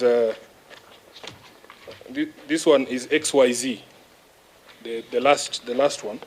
There is a letter dated 11th March 2024. It originated from Christopher Kirigwa, the Director General of Public-Private Partnerships, to the Honorable Solicitor General, Shadrach Mose. I wanted confirmation that there was a response to that letter. Did the Solicitor General nominate a state counsel as per the request of the PPP Directorate? Yeah, we could have, Kirigwa is here. If he got a response, he could just respond to that so that I don't have to belabor the point. It's okay. You can delegate for that response. Thank you, Chair. Senator Sifuna, I confirm, Honorable, we did receive a response and he nominated individuals. Where is that response? Honorable, I'll check if we have it here, but I'll try within the course of this meeting, we'll share it with you. Okay, thank you, Chair. So it's not here? It's not here, you're right. Chair, I yield it back to you. Thank you. Thank you. Before I give the next senator to give a comment, Bwana CS, on the issue, the question that was raised by Senator Sifuna on the evaluation report, you indicated that you were only concerned with the mother country, that is India. Yet in your response, page 3, you quoted the act that said you needed to check due diligence on the private party under Section 41 of the PPP Act is conducted by the Directorate and the contracting authority to confirm that the private party is not debarred by any country or any international organization from participating in PPPs or similar arrangement. So is it your word that you only concentrated on India? Chair, let me make it clear. Number one, that there is World Bank sites where you can get this information, and that was checked. 2, the proponent provided what we call notarized documents by external counsel. So if you have all that, and they are supporting, and this, at this stage, Chair, I want us to also be very clear. There are 2 due diligence that need to be done. The first one is a preliminary due diligence, which is high level. And then there will now be a detailed due diligence under Section 7, which is now going on. So not all due diligence would be done at that stage. There is due diligence that you do to give way and give room to the next. That is why there are timelines. Some of the timelines are very short, by the way. So, Chair, I want to say that this process is ongoing. As a matter of fact, if it went to conclusion, the Senate would now be investigating a matter that has all the facts presented. But as it is, there are certain aspects of it that could still be ongoing. And I know you're new in the department, but also from your documentation, this PIP came in April 2023. But it was only acted upon in March 2024. And it took 10 days even to have an evaluation report. Are you not reading something that's not correct with that process? I'm not. In fact, Mr. Chairman, I've really taken my time, and also as an auditor, I really read this act. The proposal that was submitted in 2023 did not proceed further. And there could be many reasons. In fact, this project of procurement is a very interesting one, PIP. If you don't comply, then it just stops. And you can resubmit again. So the one that we are dealing with, Chair, is the one for March 1st, 2024. The one for 2023, April, did not proceed. And there were other interested parties which, instead of bringing a PIP proposal, as is expected by law, brought expressions of interest. And there is nowhere in the law where it is provided that you proceed with the expression of interest. I've had questions asked that there are other people who are interested. There is no PIP on JKIA. Point of order, Those Chair. were expressions of interest. Point of order, Chair. I think the CS is misleading the committee. You yourself have listed the procurement methods that are allowed under the PPP Act. In your own response, you have said competitive bidding is a way of procurement under this Act. Why are you ruling out expression of interest? It's a competitive bidding process. But, Chair, I was responding to PIP. We have 3 methods. The contracting authority can choose any. 4 methods. The contracting authority can choose any. I'm not ruling out expression of interest. Chairman, that is where the problem is.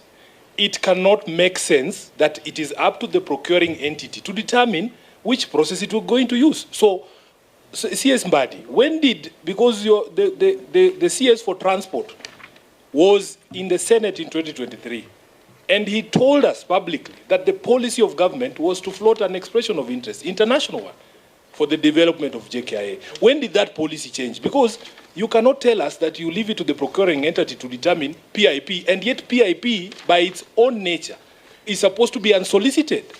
So if KA secretly decide that we're only going through privately initiated proposals, how do they just sit in the dark and wait for people to initiate proposals?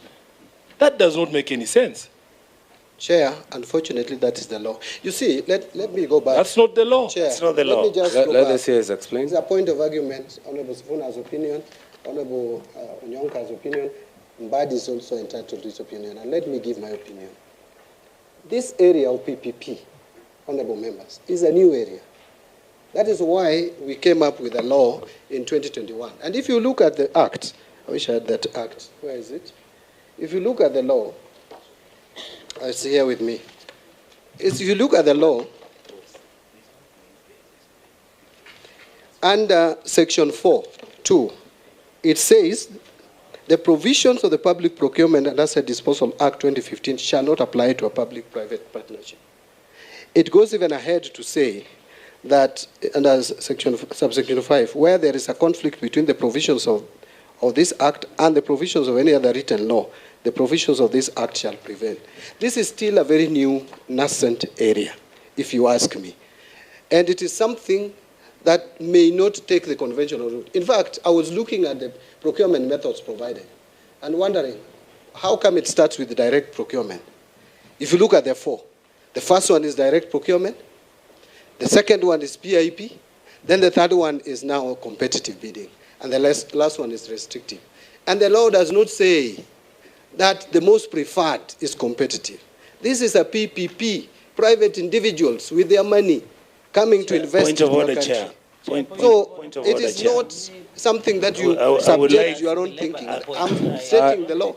This, I Chair, think Senator Onyonka, being the person who Chair, requested thank you. this statement, We have requested I'm now giving you your opportunity for the 5 minutes Thank you. so that you can ask your question. Thank you. We have to close the session. I wanted to Allow colleagues. literally ask my brother John Mbadi that he needs to understand there is the CS Finance. Treasury, boss, if you were to borrow money under any auspices for your country, what would you negotiate for? Value for money, straight bidding, reasonable expectation, public participation. Do I need to go through those things? Let me come to my questions. Chair, thank you for giving me the opportunity. If we go back to the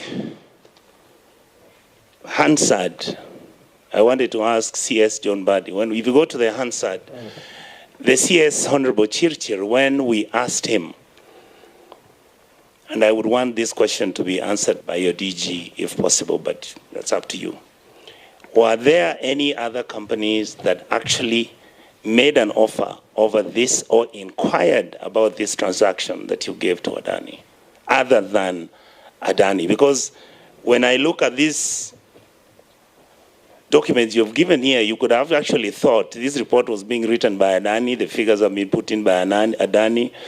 Of course, Your Excellency John, you were not there, but you would think all these guys who work for the PPP were Adani employees. By the way, have any of you gone to India recently? So those are two questions you can answer. Waziri? Let me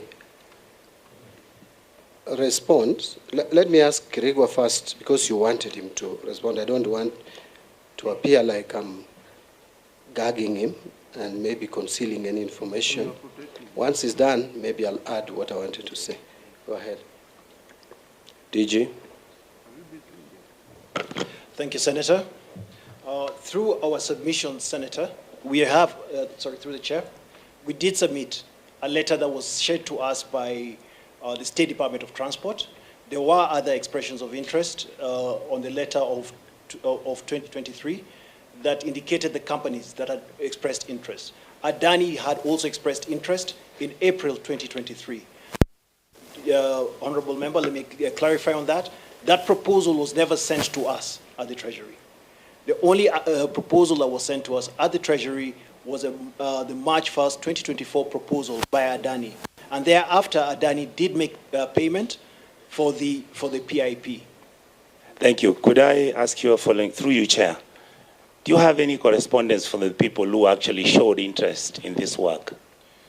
Chair, the only through the Chair, the only correspondence we do have is one, the Adani proposal that was sent to us in April 2023. We were in copy of that. Thank you.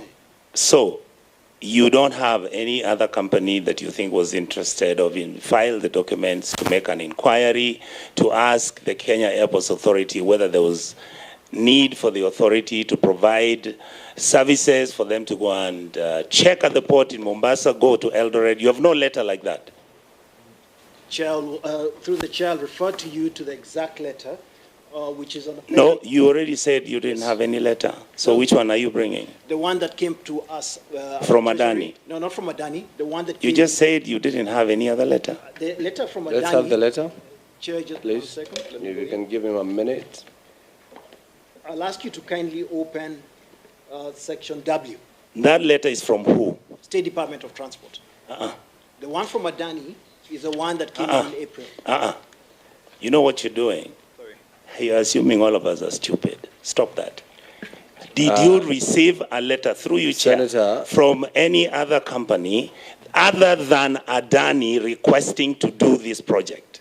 The answer is no. Thank you, Chair. I would like to table, I have 3 letters, which were written by 2 different companies. Adani was the 3rd one. The follow-up question I would like to ask, Chair, after I've tabled this. Can you table that? I will. After I've tabled this, is this. Did you correspond to any other company because they have your stamps, their documents were received? Did you write back to either express disappointment or tell them they had not qualified for this transaction? The clerk can assist to get the documents. Yeah, the clerk, you can come, I give you this, and you can show them to them. So that we can also... And Chair, I would like in a very, very fast way, I'm going to read this letter. One is from a company called GMR. It's actually a company from India. All right? And Chair, I never solicited these documents. It's the public who have been sending, I think, the owners of these companies. They say submission of expression of interest, letter of interest for exploring the development management operations of Jomo Kenyatta Airline. This dated the 16th of November 2022. The next letter, and I will table this, the other company is called Nexus Logic. This is an American company that required security security provision requesting for the executives from a Corporation America Airports Authority, which is called CAAP, and a company called Nexus Logic. They wanted to come to Jomo Kenyatta Airport on the Wednesday, 10th of July, 2024. Then they wanted to come to the Mombasa International Airport, and they were going to Kisumu and Eldoret. And this letter is here. It's received by your office, and I have that. And I would also like to table you the letter from Adani, which is written on the 31st of March, 2024. So I would like to table, Chair. Clerk? The letters, could I just confirm, Chair, the letters were addressed to who? The first letter is addressed to Hon, the Principal Secretary, Minister of Transport, Infrastructure, Transcom House, Ngong Road. That's the first one from GMR. The second letter is addressed to the Chief Executive Officer, Kenya Airports Authority, and they even say it was hand-delivered. The second letter was actually to the Managing Director, Kenya Airports Authority in Nairobi, Kenya, and all these documents were received and stamped by your office. So can I just respond, Chair? First, we have been talking about... Chair, I have not finished through you. Before he responds, please let me interrogate the matter. I'm responding to your earlier question. I said... No, let me just finish this. But we would still want to see your document. Here you go. Yes. Chair, on those documents, you know, when you table a document, it's my right to respond to those documents. So before you proceed, can I respond? But you look at them, what are you answering? You've not even seen them. You have read. That's why I've asked you. John, I haven't read the details. I have asked you, who are they addressed to? Chairman, can I go ahead and say? Respond. Chair, we have been talking about the law here. PIP process is a process. You address the proposal to the authority. If you write to President Ruto, that cannot be a PIP proposal. it cannot go anywhere. So the first letter was addressed. Chair, can I respond? The first letter, I'm just giving. CS is wasting our time. Let him finish. You are equally also maybe wasting my time. CS. There's nothing we are Senator, discussing, John. Please, let's respect each other. Allow the CS to If you ask finish. me a question, I've come here, this is a matter of national importance, for heaven's sake. Let us be The decorum. reason, Let's CS, have the decorum reason why between I the am both of reacting us. to you the way I am is because you've not even seen the I letter. have not come And here. you're busy responding. Stop I've gatekeeping. come here. These things you Senator, can't gatekeep I am anymore. not gatekeeping. Stop gatekeeping. And please, we must also deal with this respect- issue Order, nationally. It's a If you national invited me important here to issue. supply information, wait for the information. If you Order. don't need it, Kenyans need it. Proceed. Order, Chair. order, Senator Onyonka. Let's Kenyans give- need the information. let's And I'm give the giving to CS you. time. Chair, Honorable CS, now you are heckling. You are out of order. You're equally heckling But me. this is the tradition of ODM to Econ. You are out of Chair. order. Chair, Chair, Yeah, can we also Chair. Chair, you cannot Chair, allow monopoly of members to only ask questions. Can we also ask? no, this is on a Yeah. point of order. This is on a point of order, Honorable. Senator Honorable- Sifuna. Yes. Point of Senator order. Sifuna. Honorable Chair, the CS must learn to respect Parliament. not the tradition Even of when he ODM. was in this House, members of the executive never tradition used to of, speak to you the way you are speaking to us. Mbadi himself. We defer to you because you are a former colleague, but you cannot behave the way that you are behaving. If Honorable we- Chair, just a minute. Honorable Chair, Yes. if the CS is tired of answering questions by the representatives of the people, let him tell us. Let him tell us. He can walk out and come back on a day that he feels his temperament is something that is befitting of a cabinet secretary of the Republic of Kenya. This is Parliament. We are not here to be nice to each other. You are saying you are giving answers to the public. Those public don't ask you those questions anymore. They ask us. We are the ones elected by the public. So, Honorable Chair, I think the CS must apologize for throwing a tantrum here. Yet we are here on serious business to be able to find answers to the questions of the public that we Senator, represent. to be fair to the CS, because he came here to give his answers, and everybody. Chair, it's is not a listening. favor. Let him not behave like it's a favor for CS to appear before cabinet, before Parliament. If we avoid unnecessary interjections and give each other time, I believe we are going to complete this issue with the clarity. Chair, that I had it not even requires. finished my time. I didn't even do 2 I minutes. had given him an opportunity to answer that issue on these letters that you have provided. Chair, with a lot of respect, please allow me. I and would like you see allow me. You're not even giving me an opportunity to say anything. I am. And as I said the other day, let's not just interject on every syllable of every word that somebody says. Let's listen to the CS, give him time. We listen to you with your questions. So proceed with your questions. Absolutely. And allow That him is what time. Chair, that's what I'm asking. Allow me. I've tabled the documents. I've given Let him you the listen to opportunity. me. I ask him my 3-4 questions. Then Ask. he can answer my Ask. questions. Ask. Thank you, sir. You have the floor now. When you did CS, and again, I want to ask your friend who is the DG, there was a section when Honorable Sifuna was expressing the matrix under which when you are doing the evaluation. Do you remember the section where we are talking about whether this company has been involved in corruption, whether it has been taken to court? You've seen that? Did you find out what the historical record of Adani is? That will be a question to you. And then, Chair, my last question that I will ask will be to the CS. So please, CS, I wanted, or you can also answer if you're comfortable. So the last question I want to ask out of the list of my questions, if you look at the section where you are actually again interrogating the issue of due diligence, I have information that if you look at who the ownership of Adani is, you actually cannot know who the owners are. All right? There's information that the Sultanate of Abu Dhabi has got shareholdings to Adani, and there is also the issue that the Indian Prime Minister, Honorable Modi, actually controls 58% of the Adani empire.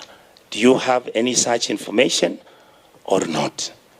And then conclusively, I wanted to ask my last question, Chair. I hope somebody is jotting down those questions.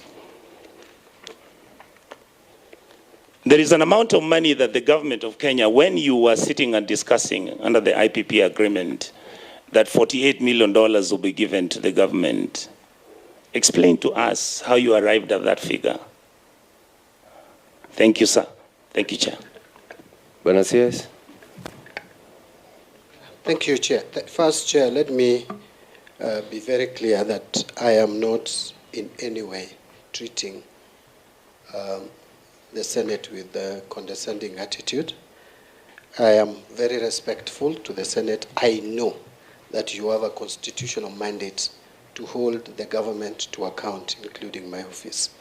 And the only concern that I have is, Chair, when Honorable Senator Sifuna started, I asked whether I should just wait, he finishes his questions, and I respond. And I was told, no, I could continuously respond as matters come by. Now, when it comes to Senator Onyonga, it changed, and I didn't know at what point it actually changed. And so I thought I should address the issue that was raised to me. Now, Chair, in terms of due diligence, I want to again repeat, there are two levels of due diligence. The first one is high level, where you just look at a few indicators, and that is the indicators as were shown. We are at the phase of a detailed due diligence process. If we could just allow the process to be concluded, then some of the questions that we have would perfectly be answered. And again, Chair, I want to just address on the issue of Senator Onyonga. I don't think those letters you read to us were copied to the Directorate. If they were addressed to any other person, it is the responsibility of the contracting authority to forward Point of order, Chair. Formally. Point of order, Chair. If you look at those letters, they are received at the office of KAA. Just for clarity, yes, because that's but you see, if it is received, the letters are received by KAA. Don't lie to the public. Let me guide, and that's why I was asking for these letters. Yes. There are 3 letters, and it's only received at Kenya Airports Authority, and they are not here. That is one for Nexus Logic. The other one is also stamped by the Kenya Airports Authority, and they are not here. The other one by GMR is not received by any entity. So I would suggest for these ones, because we can always invite the KAA again and again to appear before us. You know, they were here, and I wish you had produced this one. Point of order, Chair. Can I get a clarification from you? Yes. You know, when the CS was responding, you remember the document that I referred to him, a letter forwarding the PIP. It actually originated from the PS of transport. And his answer, you can play back the answer, was that KAA is domiciled at the ministry. So that if a letter has been sent to KAA, it is with the ministry. That's what he said. Yes, and that's what I'm trying to guide. He cannot run away when it is inconvenient and say we have not seen it. And Chair, because I hear you saying that what is not there in those letters. No. I just want you to understand. Yes. Because I don't want us to just discuss something that is away from their purview. What I'm trying to say is... Yeah, this is evidence. Listen. We have admitted this to the committee. Thank you. We have them. So but don't say that it's inadmissible. But I'm That's saying, evidence. No, we have admitted them. But what I'm trying to say, and that is what the CA is saying, I'm just trying to guide you so that the relevant questions goes to the right people. Because the letter has been received. On my knees, I ask you, yes. Who do you want me to ask that question? Listen, I'm guiding you. If it is received by KAA, KAA is domiciled at the Transportation Department. We have the Treasury here, and we have the PPP. It's good to be fair to the CAs, so that they answer the right questions. Your question, nothing stops this committee from inviting the KAA again and the PS Transport to come and answer on this. So we admit this, and then we admit this. Excuse me, Chair. The reason why we called my brother John Mbadi to come here is because the Minister of Transport had already lied under oath. He said there were no letters.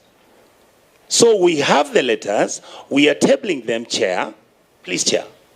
serve Kenyans well, they'll respect you for many years. The reason why those letters are there is because we must interrogate how did Adani come to Kenya and how did they start what they're doing. And I agree with you. And I've not asked you about Adani with Ketraco, Adani with Chief, I've not gone there. And I agree with you. How did one company take 7 state corporations and is running roughshod over everybody, and every government officer who's coming here is defending them and not giving us answers at how it happened? Chair, to help, that is why this committee is here today. To help Senator Onyonka, I think what has been demonstrated by those letters is that not every PIP proposal or communication on redevelopment of JKIA left Kenya Airports Authority. Yeah, true. So the ministry can confirm, at least the PPP secretariat is here and the Ministry of Treasury is here, let them confirm that the only communication that has come from the procuring entity called KIA is with regards to Adani. So that we draw our own conclusions during report writing that there is somebody at KIA who determines what to forward for evaluation by PPP and which ones do not go to You've evaluation. got my point. That's all they need to confirm. Yes. Let them confirm. Chair. Chair, maybe my presentation was too long, but let me again repeat. The only PIP proposal received procedurally at the directorate was the one of Adani of 1st March. In fact, I even mentioned there was an earlier one of 2023. It was not procedurally brought to our attention. We have only come to know about other expressions of interest through a letter. There's no any other proposal. And if there is, and by the way, the law is clear, you go to the contracting authority with PIP. But I want to ask Chris, there is no information, as far as I'm concerned, Chairman, that we are holding. And that is why we have documented all the other expressions of interest from 2023 to date. And we are not gatekeeping for anyone. I have no reason to gatekeep. So I would want to ask Chris, please, and again, inform this committee whether you are aware of shareholding of Adani, whether Prime Minister Modi has 58% of shares, or 68, or 100, and this one from UAE. With your permission, Chair, could I ask the Director General? Thank you, Chair, and thank you, members. Let me start with the question about the earlier question. Yes, the PPP Directorate had one representative who went to India for the due diligence exercise, which is not yet concluded. Chair, could I stop him right there? Allow him to finish. Because of point of information. Be patient, Senator. Oh, thank you. Allow him to finish. Thank you. Yeah. Yeah? That's on this Adani proposition. Secondly, matters of corruption and matters of the history of Adani. Adani did make a formal submission, which was notarized by the attorneys. They gave a confirmation about corrupt practices, and also, as a Treasury, we did look at the World Bank debarred list, and we confirmed at the evaluation stage they were not on that list. Honorable Chair, we also confirmed this morning that they were still not on that list. That's Adani Airport Holdings. So we do confirm that.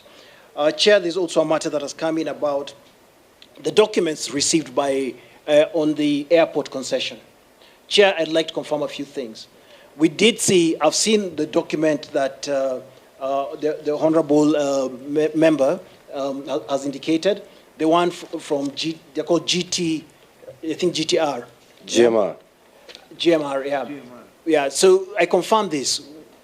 We were not in copy of those that document. That document was never sent to us as the Treasury. We've also seen the document, the only document that came to us is a PIP proposal that was sent to us on 1st of March 2024 and the one of April 2023. The one of April 2023, we were only in copy. I submit.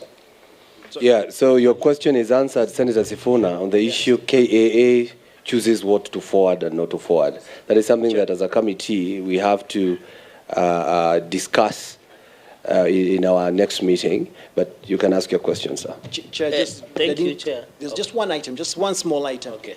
The matter on the letter that we saw from the GMR proposal, we actually saw it on social media. We did not see it based on a formal submission. I submit. Chair, Right. for just a second, I would want him to produce to this committee the delivery books and all the delivery books which they received during that period, so that we can run through and make sure that that letter was actually delivered. And the next action, which didn't take place, Chair, is that once they got those letters and they had picked on Adani, they decided to ignore everybody else who had an interest and picked one horse, and that's what they're running with. Thank you, Chair. And I would like him to explain what they actually did in India. You remember I asked the question? There's something I know, Chair, a little bit. I'll say it later. Chair, there was also no response on the question of the shareholding of the company. So let's not move to Senator Gerard Gay before that is answered. Yeah. Because you will remember when we were taking you through the documents, I asked the question whether the nexus between Adani and the Abu Dhabi consortium has now been established, and you have a response on record. I'm just reminding you as you deal with the question of shareholding. Chair, can I just repeat again? Because it should be very clear. What is the role of National Treasury in all this? Is directorate, the PPP directorate. Have we received any other PIP proposal on JKIA apart from Adani? The answer is no. I want to repeat on record, no. If there is any document you have there to the directorate, I want to be very clear. As to whether anybody from Treasury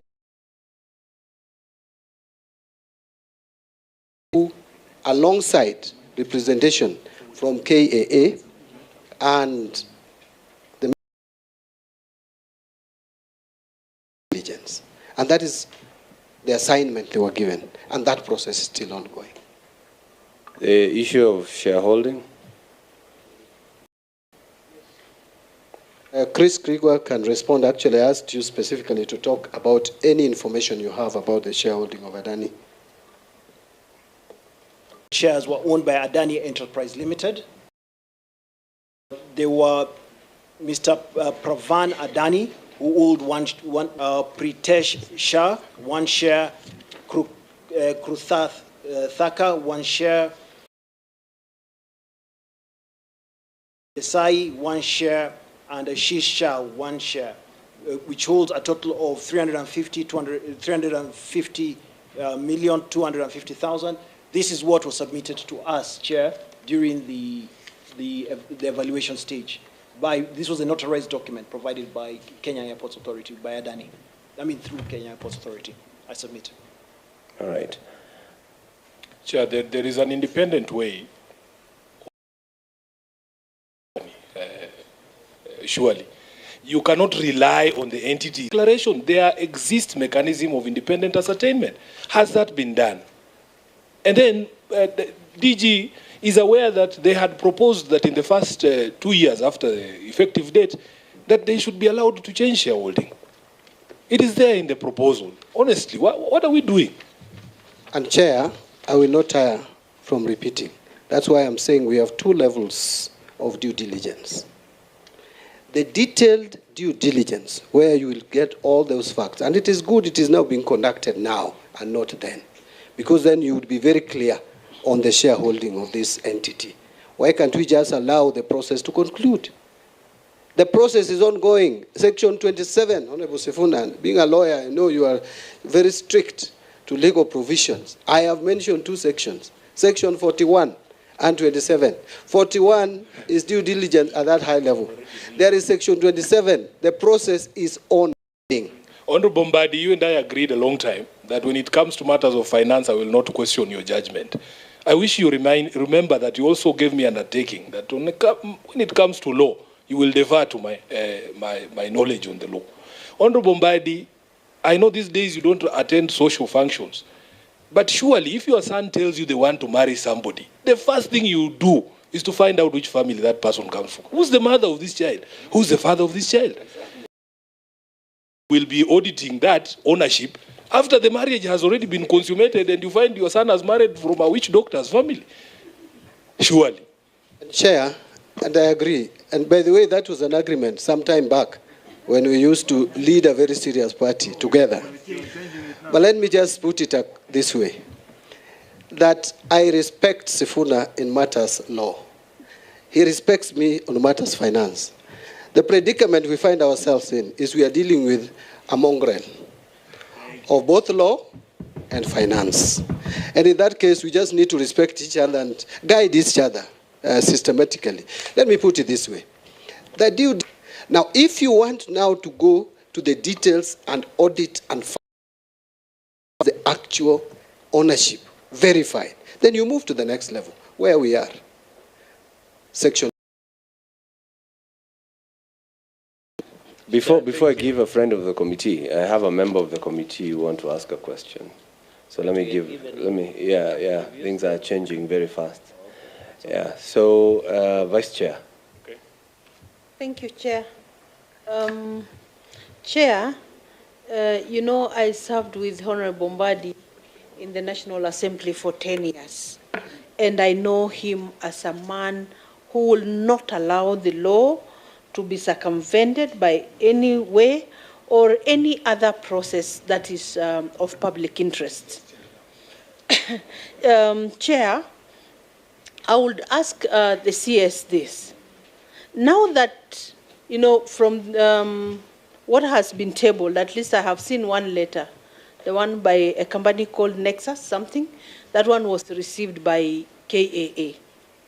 And now that there is evidence that there was no full disclosure by the contracting authority, that is KAA, are you then, as Treasury and the PIP, the PPP Directorate, ready to open up this process for competitive bidding, now that it's not only Adani that has shown interest in this whole thing, considering the issues that have already been raised about Adani? That is one.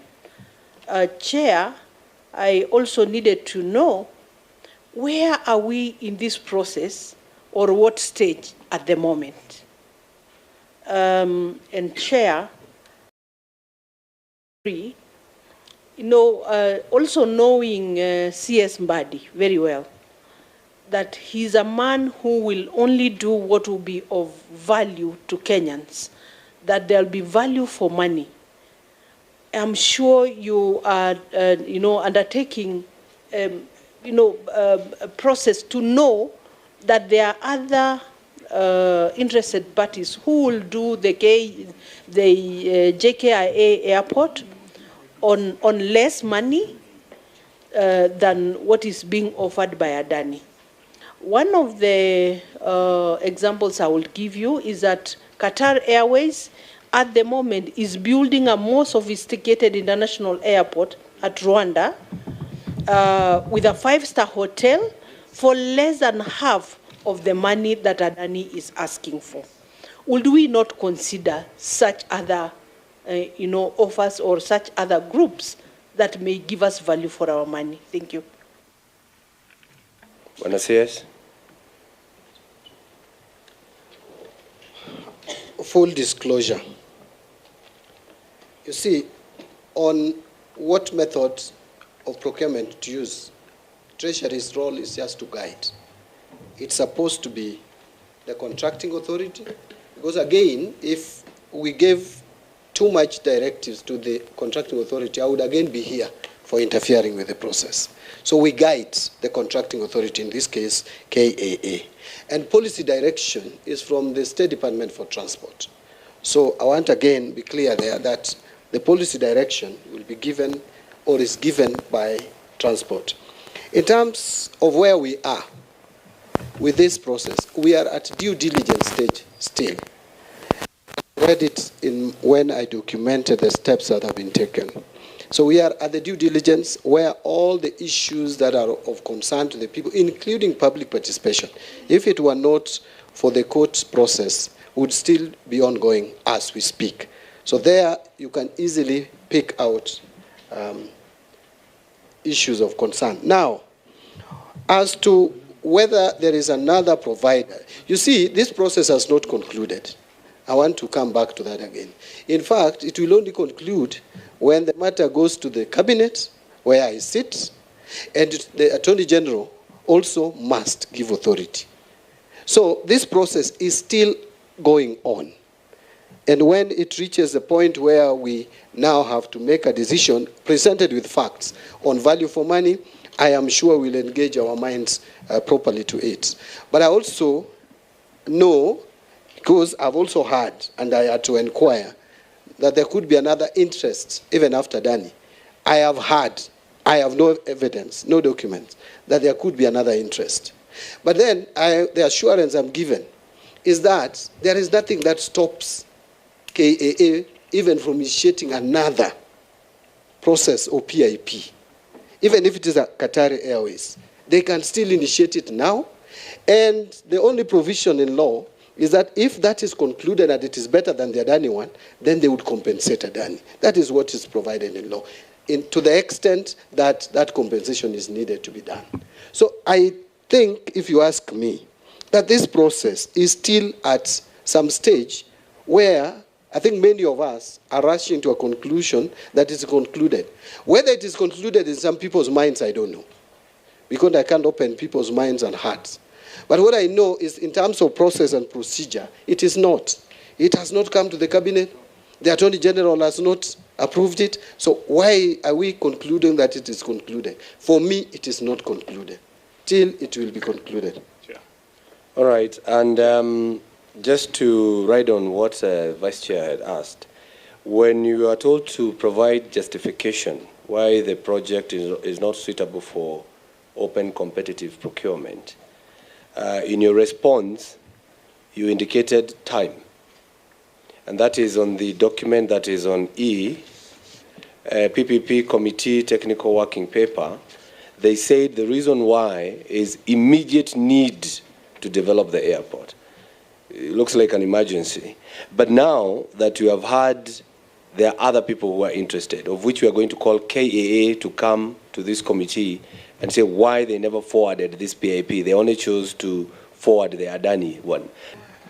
You see, Chair, that comment is actually from KAA, the contracting authority. It's not from Treasury.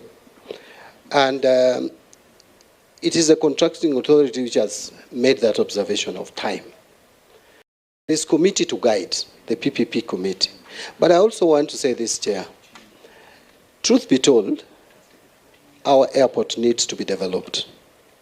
We have complained about the leaking roofs. We have complained about power.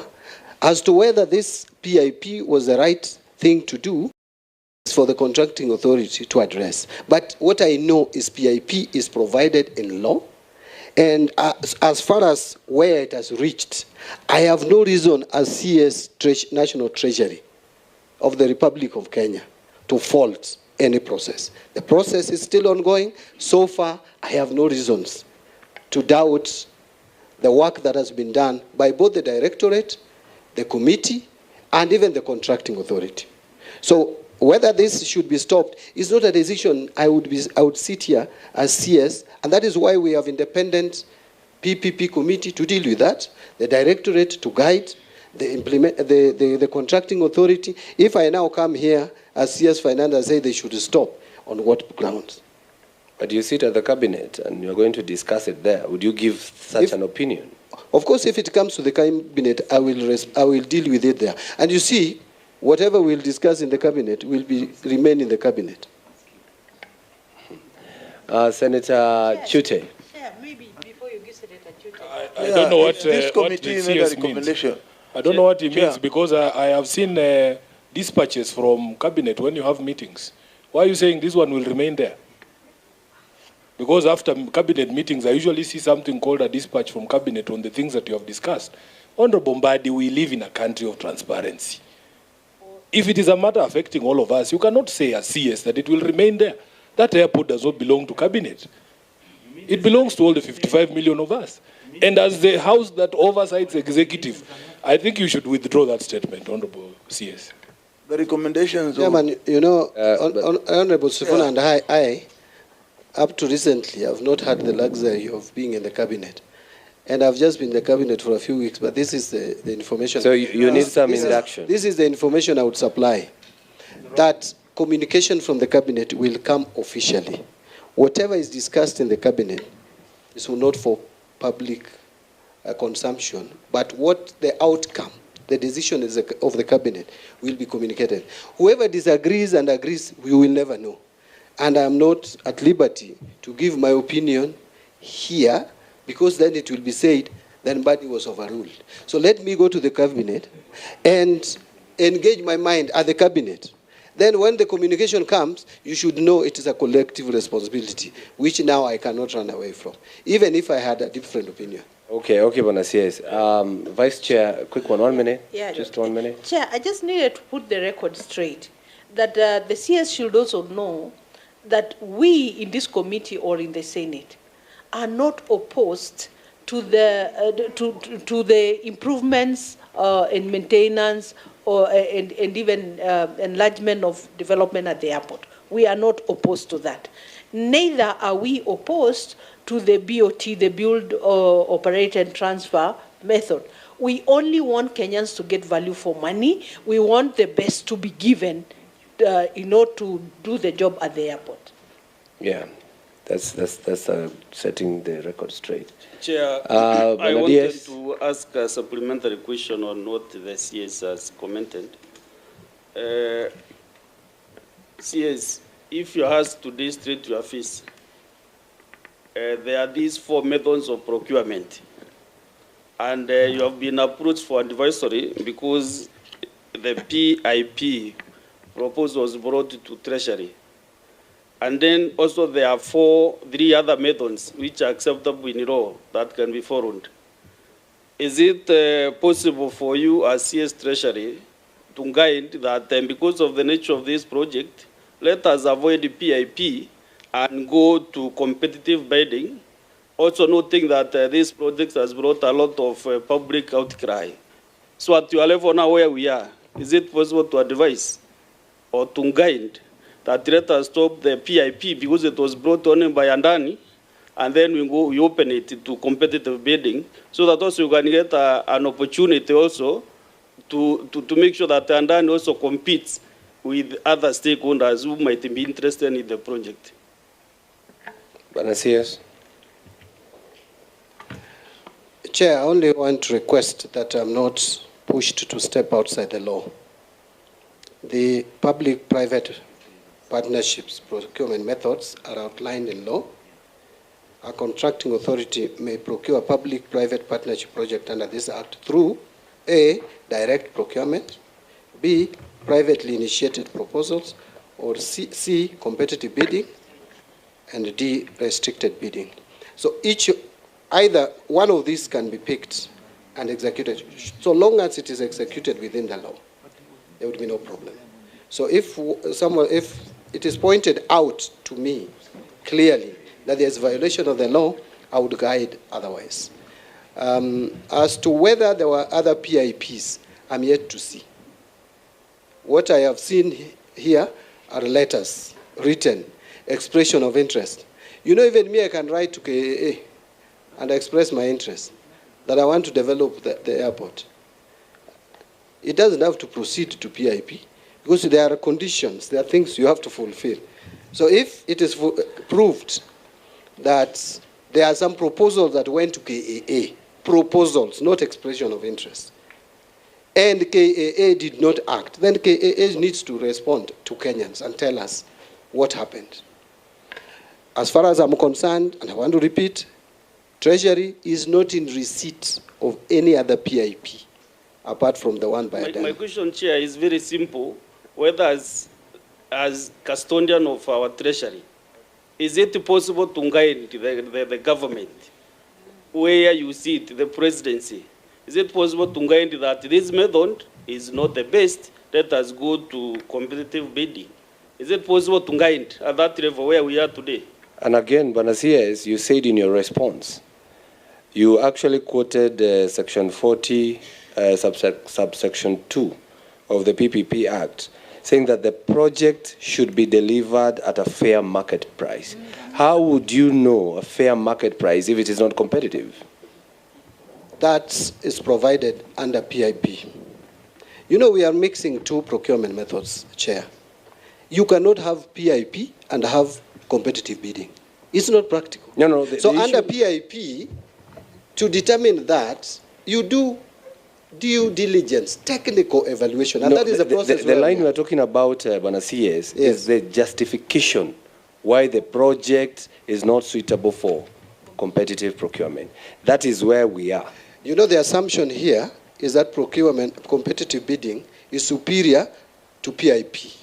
And I'm not seeing that in law. Can someone point out to me in this act where but it's the law. It's the law that says, the one you're holding, this law, that you have to give justification why it is not suitable for open competitive procurement, not direct. So the one that is superior actually from that line is open competitive procurement, because you only need to give justification why you are not using that. So it must be the one that is superior. And that is required for KAA to state, and they have stated. You can agree with it, you can We want you to guide them. That is a question. You see, whether you'd want to guide them. Chair, let us allow the technical evaluation to proceed. Once it is done, once it is done, this process will even come to the cabinet. It will go to the Attorney General. All these legal provisions. In fact, the Attorney General has no capacity to even advise Cabinet Secretary. I would like to inform the Cabinet Secretary that competitive procurement under the law is superior to a PIP. That is why under section 40, clause 3, paragraph J, you are required to give a justification why you can't use competitive bidding, because that is the default procurement standard. You are supposed to justify why you can't use competitive bidding. So I would like to inform you that competitive bidding is superior and the default position in procurement. So when you want to deviate from that, you must justify. Of all the procurement methods you have given, the law does not require you to say why you can't use direct procurement, why you can't use whatever request for proposal. It requires you to state why you can't use competitive bidding. Because even in Article 227 of the Constitution, Clause 1, you have to procure in a competitive manner. So competitive procurement is the most ideal, it's the superior. These others are deviations, and they are ring-fenced. You must justify why you are deviating from the standard or the default position. That's why the law requires that justification. So it's a superior method of procurement. That's the information I need to share, Chair. Thank you. Thank you.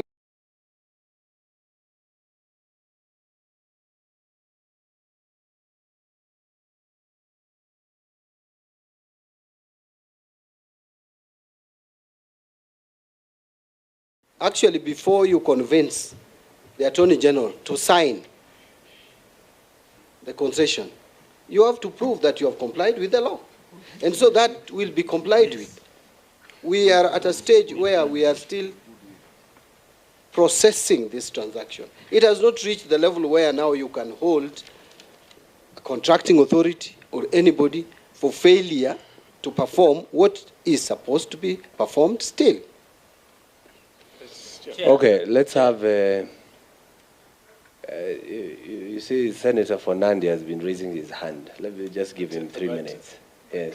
He has, for the last, I think, 20, 30 minutes. Thank you, Chair. Chair, thank you. Waziri, relax. I'll ask Dangattan-like questions.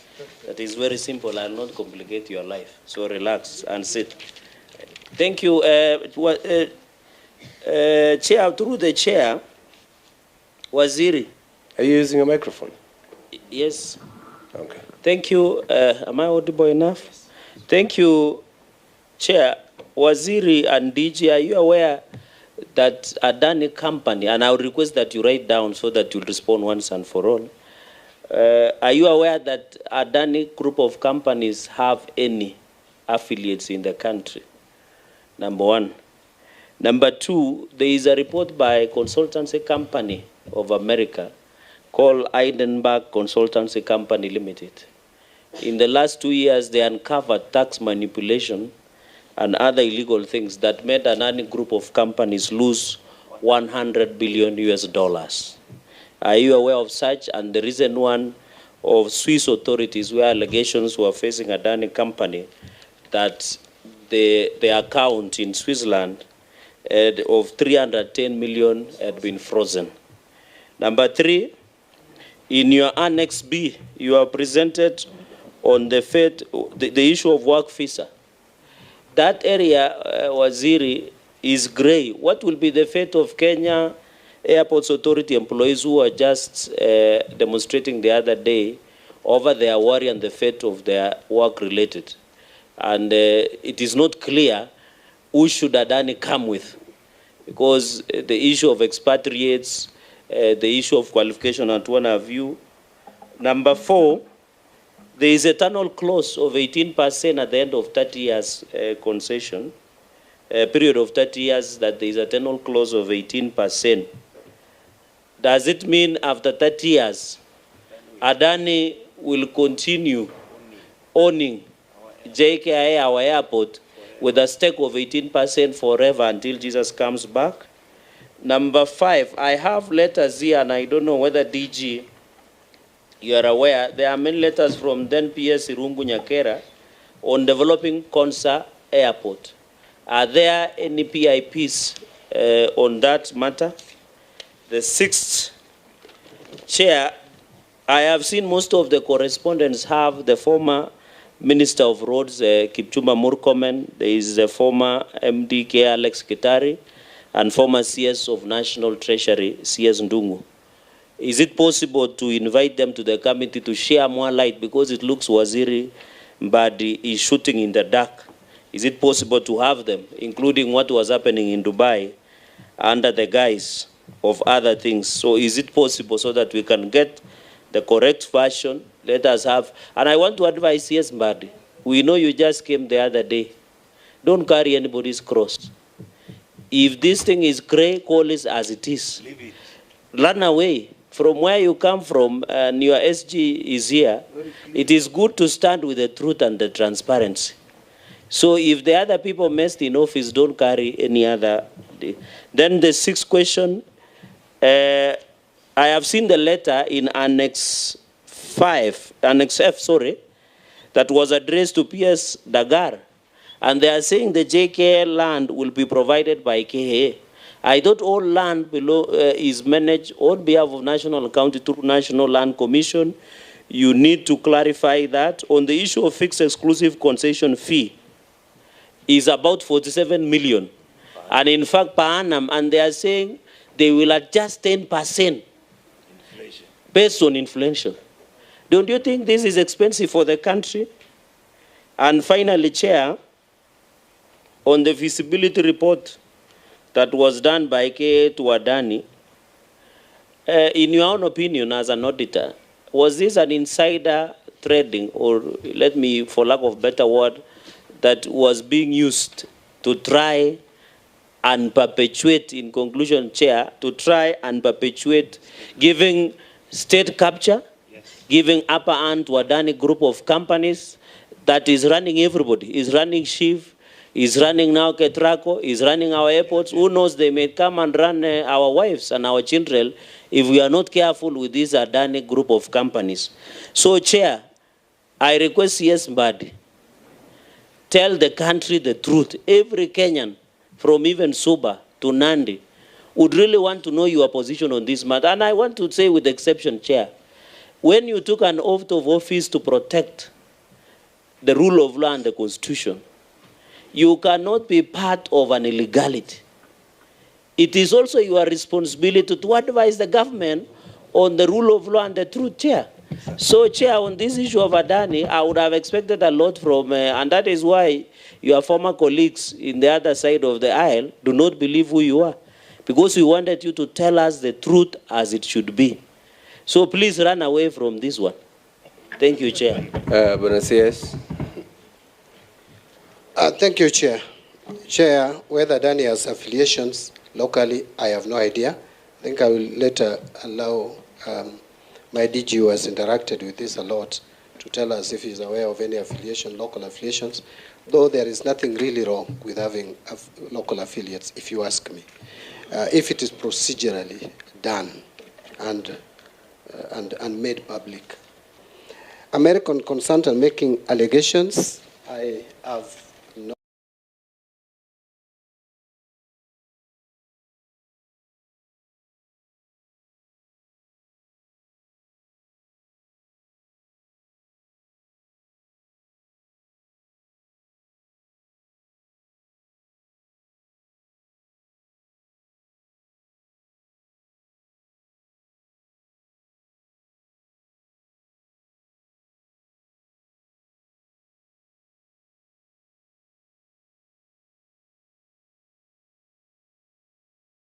processing there.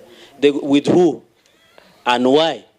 On this 100 billion, Bwana CS, it is on record in the Indian stock market, the SEBI, which is stock exchange market of India, has investigated this gentleman and found out of tax manipulation and others, it is on record, is 100 billion US dollars. So it's not allegations. So, Chair, let me again repeat what I said. We have a process that is ongoing to date, a very extensive technical evaluation. If all the facts that Senator Cherargei is bringing forth is accurate, that will be found out. It will be discovered. I want to be on record. From the information I have, my DG has not traveled to India on this matter. There is an officer from the directorate, but it's not him. Now, let's talk about the workers. If DG is on oath, why is the CS answering on behalf of the DG? Can the DG just confirm? But Chair, he said he's also on oath, so he said he's going to give him an opportunity, so allow the CS to first of all finish. Chair, actually I wanted to raise that from the beginning. But you are with us in Parliament, how would you know he had not travelled? That the letter, you see, I've come to answer questions on behalf of the National Treasury. I know. And Chair, I would want to just request that that is respected. I don't have a problem. You know, Senator, CS Mbadi. Can I just confirm? Senator Cherargei. You know, allow the CS. No, the Deputy Speaker should hold resources. You are in charge, Chairman. Allow the CS to express himself. But I'm saying on issue, if we want to find out if you came from Kiambu today, should we ask your Vice Chair? You are the one who can answer. But you see, Chair, there is a reason, Chair, and we are not asking that question in vain, whether the DG traveled to India or not. And we want the passports. We will table a heart-shaking evidence and passports and boarding passes. The DG will answer after the CS is done. But Chair, can I also mention, and I wanted to say it earlier, but you ruled, and I respected, that the letter to Treasury was inviting the CS. The others was to accompany me. If you look at that letter, in fact, even putting the digit under oath, the letter I have, and I want to repeat, dated 18th, was addressed to the CS, and in that letter I was asked to come with my PS, to come with the DG, and to come with other members of the committee. So I am the witness. Yeah, but nothing stops this committee from asking anyone, not just the DG. He will, and I say it, he's here, he will tell you. I have just responded that the officer who came from the Treasury to India for this due diligence was not the DG. If the DG went to India... Can you table the evidence of that, officer? Thank you, Chair. As a procedure of Parliament, can you table the details on the date and time and the hotels he slept with? Other stories we don't want, just the official ones. We know there are many unofficial ones. No, you know, Cherargei, that's information. No, Waziri, you answer me through the chair. Senator, you are not answering through the chair. Chair. Yes, a public officer traveling using public resources can never be secret. If you want to get information on who. Through you, Chair. You know, Cherargei asked about 8 questions. And we have not even had... Through you, Chair. Can we have the 7 questions answered? 100%, but the CS is wasting time. The reason is very simple. Even the people who went to India and the flights they took are known. So don't go that route. You talk about, do you want this thing to continue or not? That's where we are. With due respect. Yes. I am supplying information. Let me supply it. If you have your information, then don't ask me. If you don't want me to say what I know. Let's have the CS. I won't entertain. I am giving you the information I have. I won't entertain. The information I have is that there is a team. Do you have the DG's passport for us to see whether they travel or not? Senator Onyonka. Chair, can you be in control of this meeting? Senator Onyonka. Everybody's talking. Are you directing I will switch off your microphone. I will switch off your microphone. Allow the CS to answer so that Senator Chute can also ask questions. Let's not waste time with interjections that are not necessary. Chair. Give him 2 minutes. Senator Chute, I'll give you a minute after he answers the question. Otherwise, why were we asking the questions if we cannot allow the CS to answer them? So kindly give him time to answer the questions. When a CS, go direct to the questions. Matter, I want to say the officer, if you want the information of the officer who was sent to India from the National Treasury or the Directorate, we can provide it. Next question. On the staff, the staff, it is clear, it was clearly spelled by the committee that all the staff of JKIA will transit. So that is there in the report. So I don't see why that should be a problem. On the issue of 18% up to 30 years, I'll ask Kirigwa to respond to. PIPs for Konza Airport, again, Kirigwa, you can tell us if there is anything to that effect. Correspondence by various CSS, and I've been told not to carry anybody's cross. I am not carrying anybody's cross, Honorable Senator Cheragay, through the chair. I have no reason to. And by the way, what I'm giving you are facts. I am the CS National Treasury. When a matter like this comes up, what I do is to get the information. I have looked for this information. I have supplied the information which we have. Any other information that is flying out there, I don't have it. JKIA land will be provided by KAA, and you said that is not procedural. This is what the report captures, the report of the committee. Land acquisition or allocation should be aligned with the Jomo Kenyatta International Airport master plan and subject to availability of land and requisite approvals, in bracket, KAA board, National Land Commission, other relevant government agencies, which would include the person who is in custody of the title deeds. And that is where my office is. Noting that KAA has existing leases on land with third parties. So I think I've addressed that one. Feasibility report. The information I have, the feasibility study was done by Adani and submitted to KAA. So that is the information. It was not done jointly, the way I understand it. It was done by Adani and submitted to KAA, which now then became the project, is it called project development report? The project development report, and which was then submitted for evaluation to the Directorate. So that's a bit that I would clearly put across. Kirigwa, kindly respond to some two issues, yeah? Before you go to Kirigwa, Chair, can you confirm what I have heard, unless I've heard my own things? Did the CS now just say that all employees will be transited to Adani? Because, is that what he said? Yes. Because, Chair, remember when I was asking questions about the percentage of employees that Adani wants to take up, the CS told this committee that he didn't know. I don't know if that figure has now been supplied now and he's saying 100%. CS Mbadi, you have given two answers to me and I'm confused. What is the position? Can I repeat? Yes. And I said it. In fact, if you listen to my written submission, what I told you that I'm not aware of is whether in the proposal of Adani, it specified that they will only take a percentage. And I said I need to check whether they stated that. But the report of the committee, and I beg that you allow Honorable Sifuna to focus on me so that he can... I am very focused. The report of the committee is very clear. Point of information to the CS. In fact, the committee has recommended that before this matter progresses further, that Adani must ensure and commit and confirm, and I want to repeat it. I want to repeat the report. The PPP committee also directed that the following should be addressed in the concession agreement. It is page 12 of my submission. D, that the contracting authority, Kenya Airports Authority, should ensure that current employees of JKIA are onboarded by the concessionaire on priority basis and on better terms. Further, that the concessionaire gives preference to recruitment of Kenyan nationals in all positions.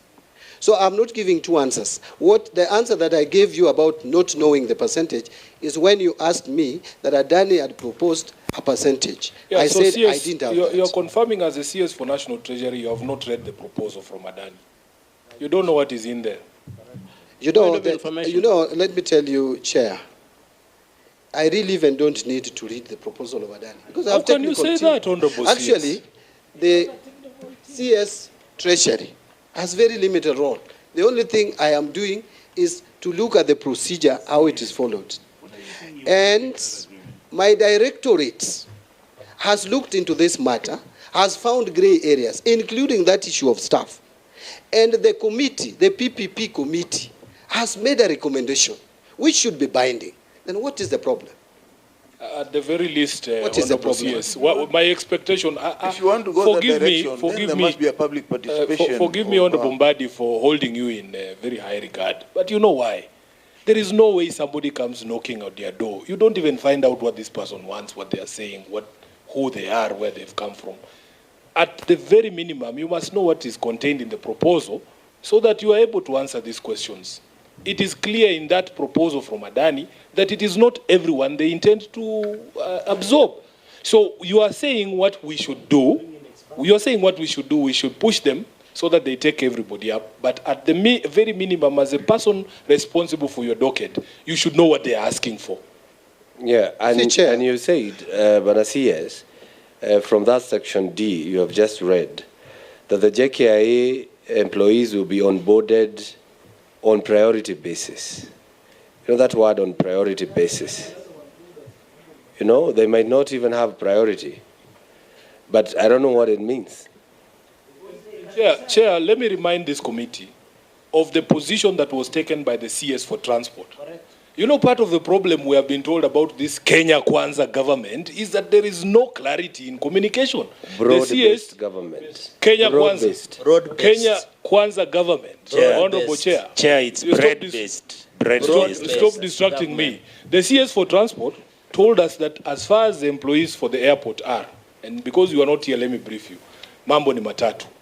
You will either take a contract with Adani or choose to remain with KA, but you cannot work at Jomo Kenyatta International Airport. They can send you to Malindi. Or you quit and you take a package of, what is it called? A golden parachute package.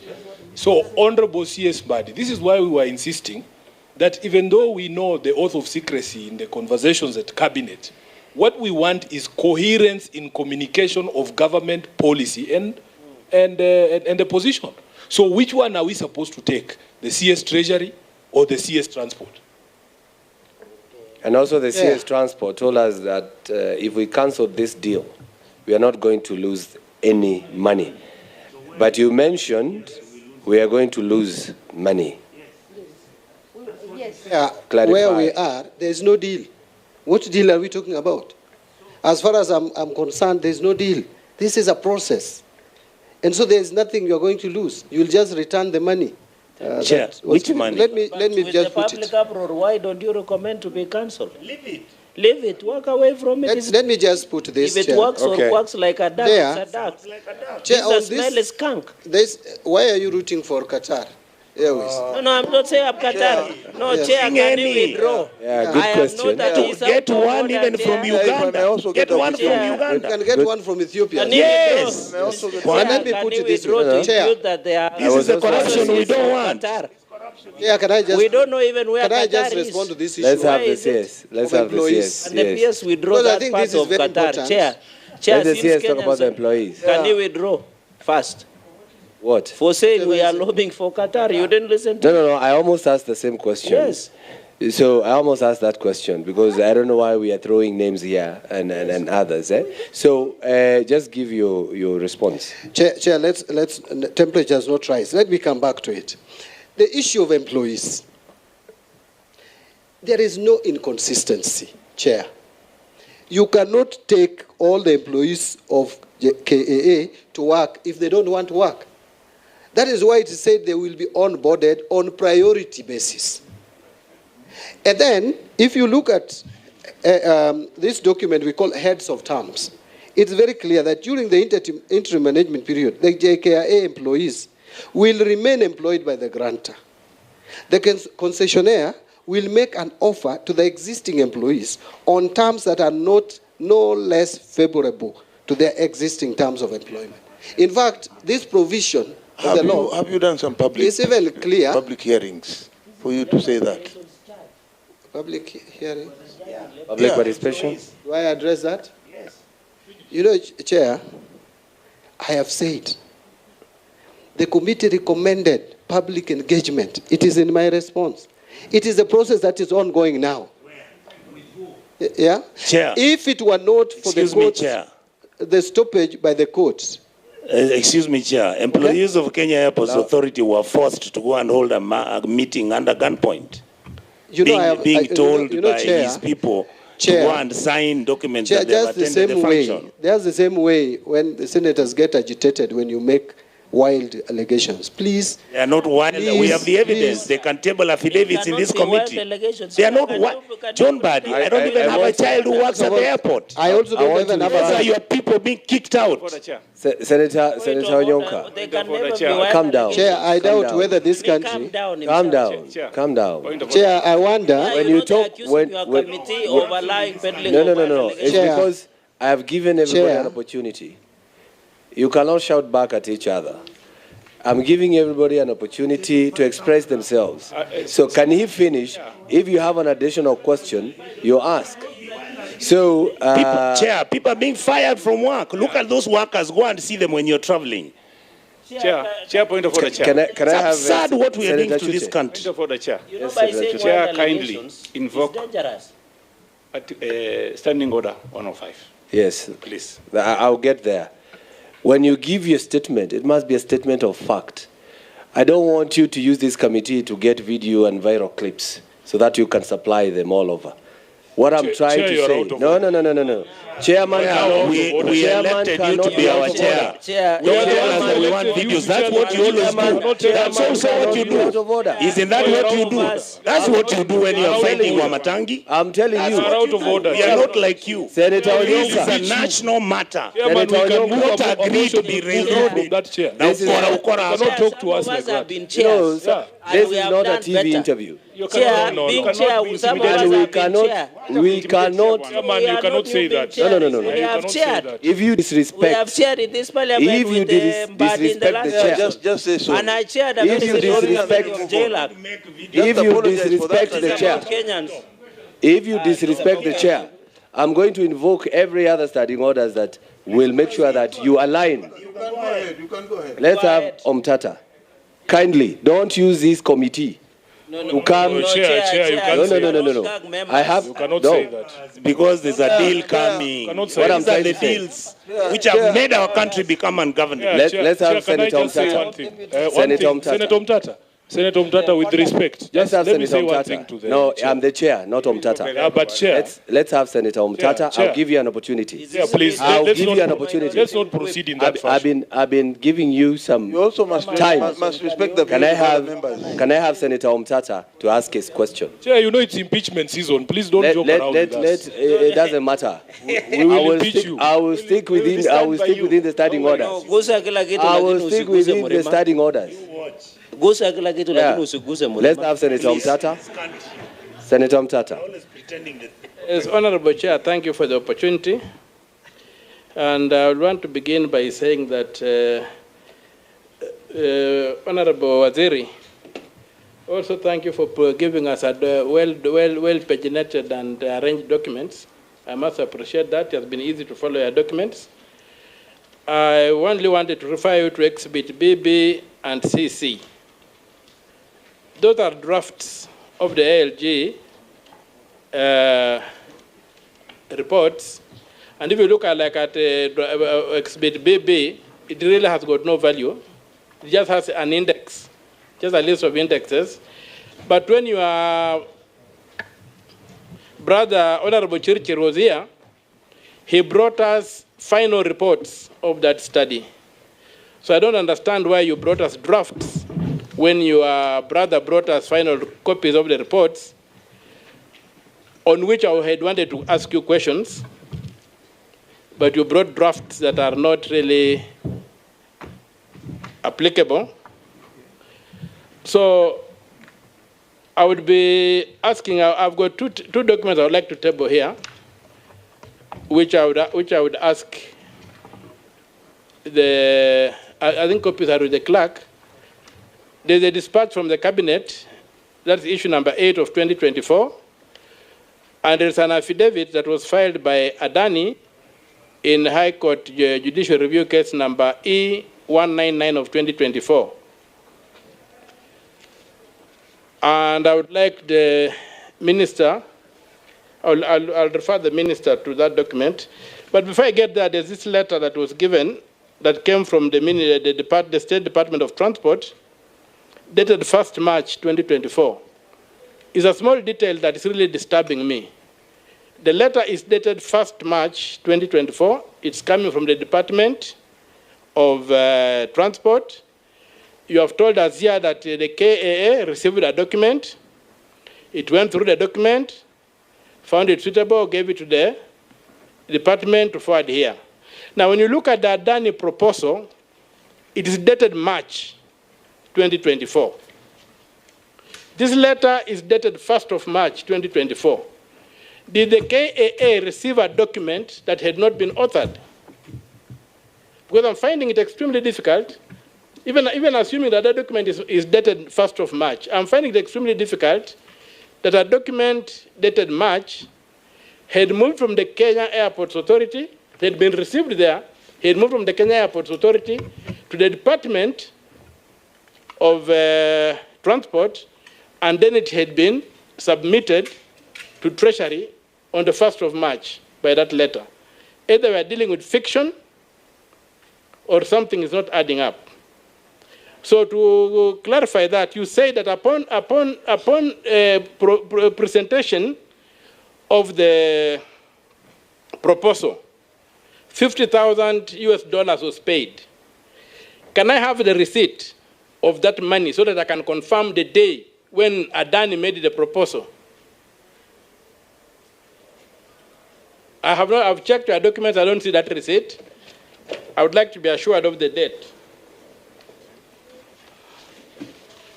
Bonaciers, you have another question? Yeah, no, I just want that to be clarified because that looks like fiction, so you'll clarify that.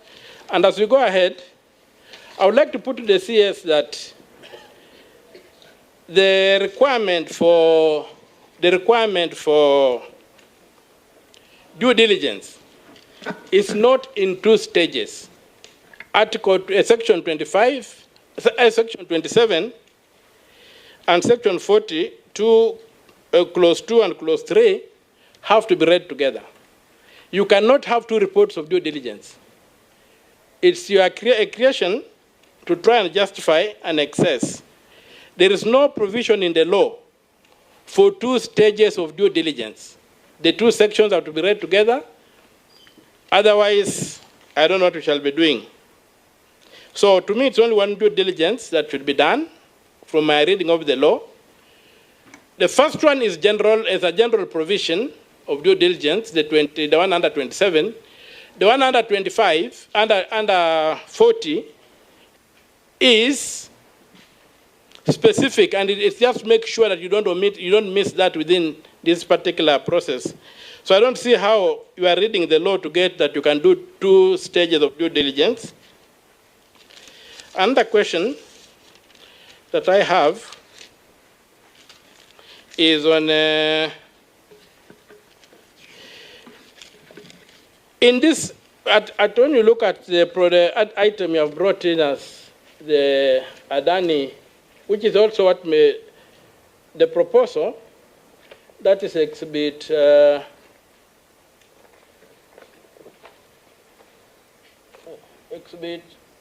under H and I. I would like to walk you through that document by the Adani Group. And one of the questions is, I want you to show me where in that document Adani is giving Kenya even 1 cent. And whether Adani is an agent of the government of Kenya or an investor, or whether Adani is a broker who is looking for investors, and whether we are walking the same route we walked to the SGR, where it proposed that it was going to head the money, then it said it was going to look for investors. Then at the end of the day, we ended up with something called government to government through the Exim Bank of China. So I want you to show me in this document that you brought where Adani is giving Kenya 1 cent. Forget about the billions you're talking about. Or whether Adani is presenting itself as an agent of the government of Kenya to put together a consortium of financiers. Also, as we go, I want to refer you to, I've looked at this document, I didn't have much time, I've looked at the document. I want to refer you to page 5 of the document,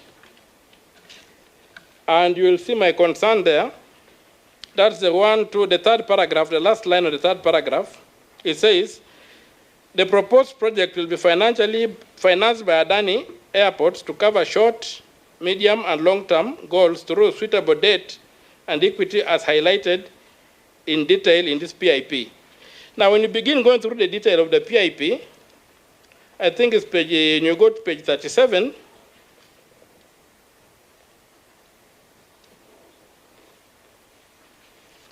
I got page 37, you look at that program called section 7.3, the special purpose vehicle.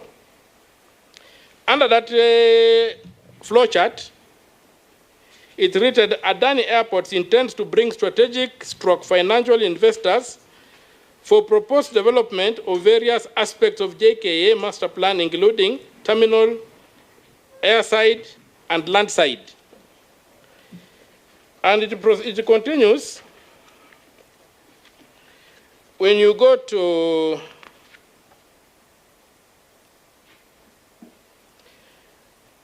paragraph 47, page 49,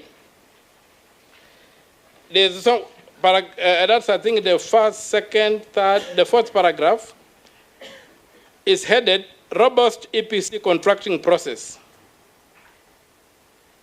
Bullet 1, we would implement value for money initiative with engineering, procurement, and construction EPC contract. We would prioritize reputable contractors with a track record in large infrastructure construction. We would tie payments to milestones and project completion, ensuring accountability. So, we're talking of other contractors whom Adani will bring in. When you got the second bullet, is equally important, but for time I'll read the third bullet. Strong supplier-contractor relationships in the realm of airport development. Our contracting process stands as a testament to our commitment to excellence. We meticulously engage with major contractors renowned for their expertise in large-scale airport infrastructure projects. Our approach prioritizes partnerships with reputable contractors, ensuring seamless collaboration and exceptional project outcomes. Payments are tied to project milestones and staff. I'm repeating that. When you go to the next page, robust capital management, that's point 3 on page 50.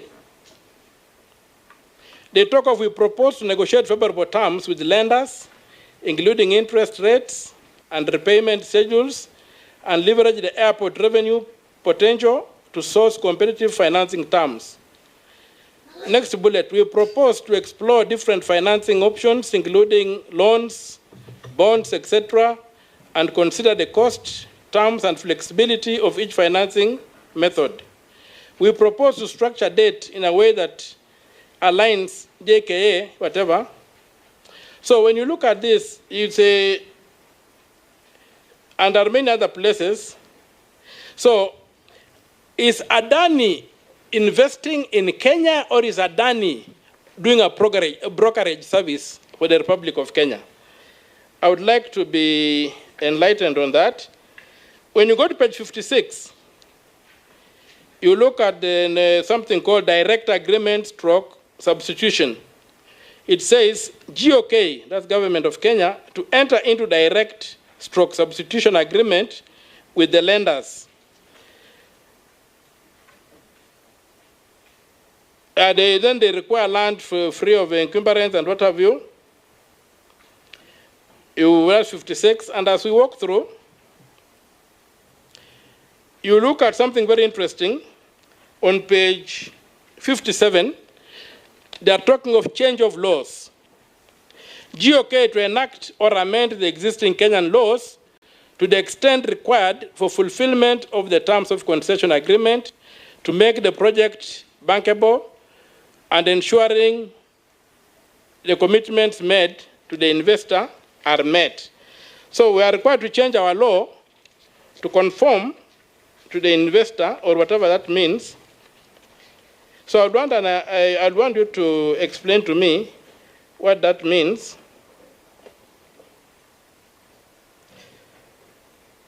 And as we go through, I want to point you out to another issue that I found disturbing. There is KAA on page 56. KAA to issue sublease to concessionaire of land for the purpose of development of commercial real estate. What has a commercial real estate to do with a construction of an airport? And then, of course, the next one also talks about transferring those licenses.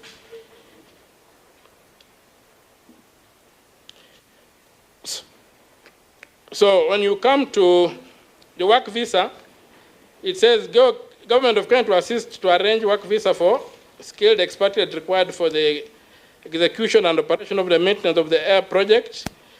And that is tied to another place whereby they have talked of the issue of employment, which was coming up, whereby they clearly indicate that they are going to come in with their own workers. That's on page 59, paragraph 6. They talk about they will offer employment to mutually agreed percentage of present KA employees. They are not taking all of them. There will be a mutually agreed percentage, terms and conditions recorded, and the concessionaire may employ itself or on secondment or contract basis non-Kenyan employees. It's clearly stated there. If you look at number 9 again on page 60, GOK to enter into direct substitution agreement with lenders. And now there are these documents you did not bring, the one that the Minister Churchill brought us, and which is in the record of you brought us drafts by the Minister Churchill, brought us complete documents. If you look at the document that was titled, dated 13 December, that is the ALG Global Infrastructure Advisors, whatever, agreement with the KAA, you find their terms of reference are given. And then when you go to the report, the final report, you gave us a draft final report for KAA review, February 16th, 2024. You brought us the draft. This is the final report. If you look at page 21, it gives the scope of what the project has done and how they have gone around this thing. But of interest in this particular project is page 28, he says, well, there is a unique development plan, that financial assessment. Well, there is a unique development plan for JKA. 2 scenarios were evaluated as per the government request.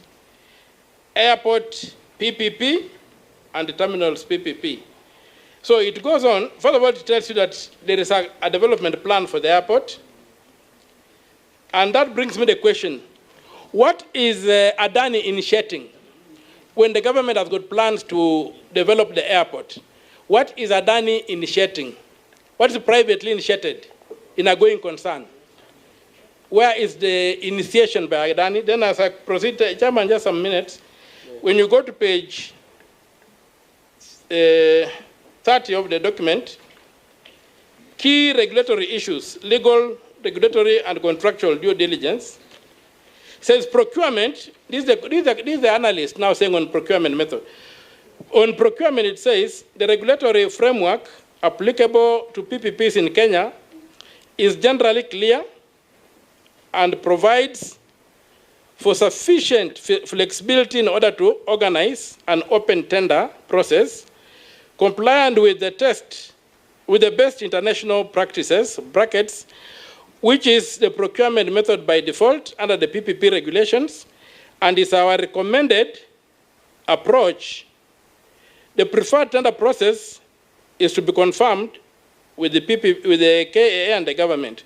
So the evaluator is recommending an open tender system to identify the procurement. And then the last issue is about the Director General. The Director General, from the information I have, I did some search on him, and the information I got is that he had been appointed as the Deputy Head of Mission in Washington, D.C. What is he still doing here, and what is he gatekeeping for? Why has he not gone to his new appointment? Or has that appointment been cancelled? Number 2, when you look at... Senator, summarize so that yes, I'm summarizing. I'm be able to answer. I'm summarizing. You know, they brought a lot of documents in a short time. So I would like to refer to ask the Director General, did the Evaluation Committee conduct a mandatory market testing prior to deciding the suitable procurement method? Because you are required to procure the market trade. So did you do a market testing? And what is involved in a market testing that is required under PIP? Then you go to the heads of terms, which are essentially negotiated aspects of the PPP transaction. They have already been signed. When you look at that document, there are signatures of 2 people on every page. They have actually signed. I wouldn't expect to have signatures on a draft document. They have actually signed. What does that mean? And then when you come further to, there's already a company that's privately, that has already been incorporated. And that is that affidavit I've given you. If you look at paragraph 9, the Adani Group acknowledges that they have incorporated a company to deal with this program. And you know that under section 68, that company can only be incorporated after the agreement has been signed. So if you're having a company and you're telling us the agreement has not been signed, are you operating outside the law? Or are you operating within the law? Look at paragraph 9 of that affidavit and what it says. Finally, I would like, and the company is known as Infrastructure PLC. I've given, at the end of that document that you have been supplied, at the back is the CR12 for the company. It indicates who the directors are. We have done that due diligence and been able to extract this from the Registrar of Companies. So the company exists. So you cannot tell us, Your Honor, that the contract has not been signed when the procedure in law says that such a company is only incorporated after the contract agreement has been signed. Now the very last issue, under section 68 requires that, the very last issue is the question of the dispatch from the cabinet. When you look at the dispatch from the cabinet,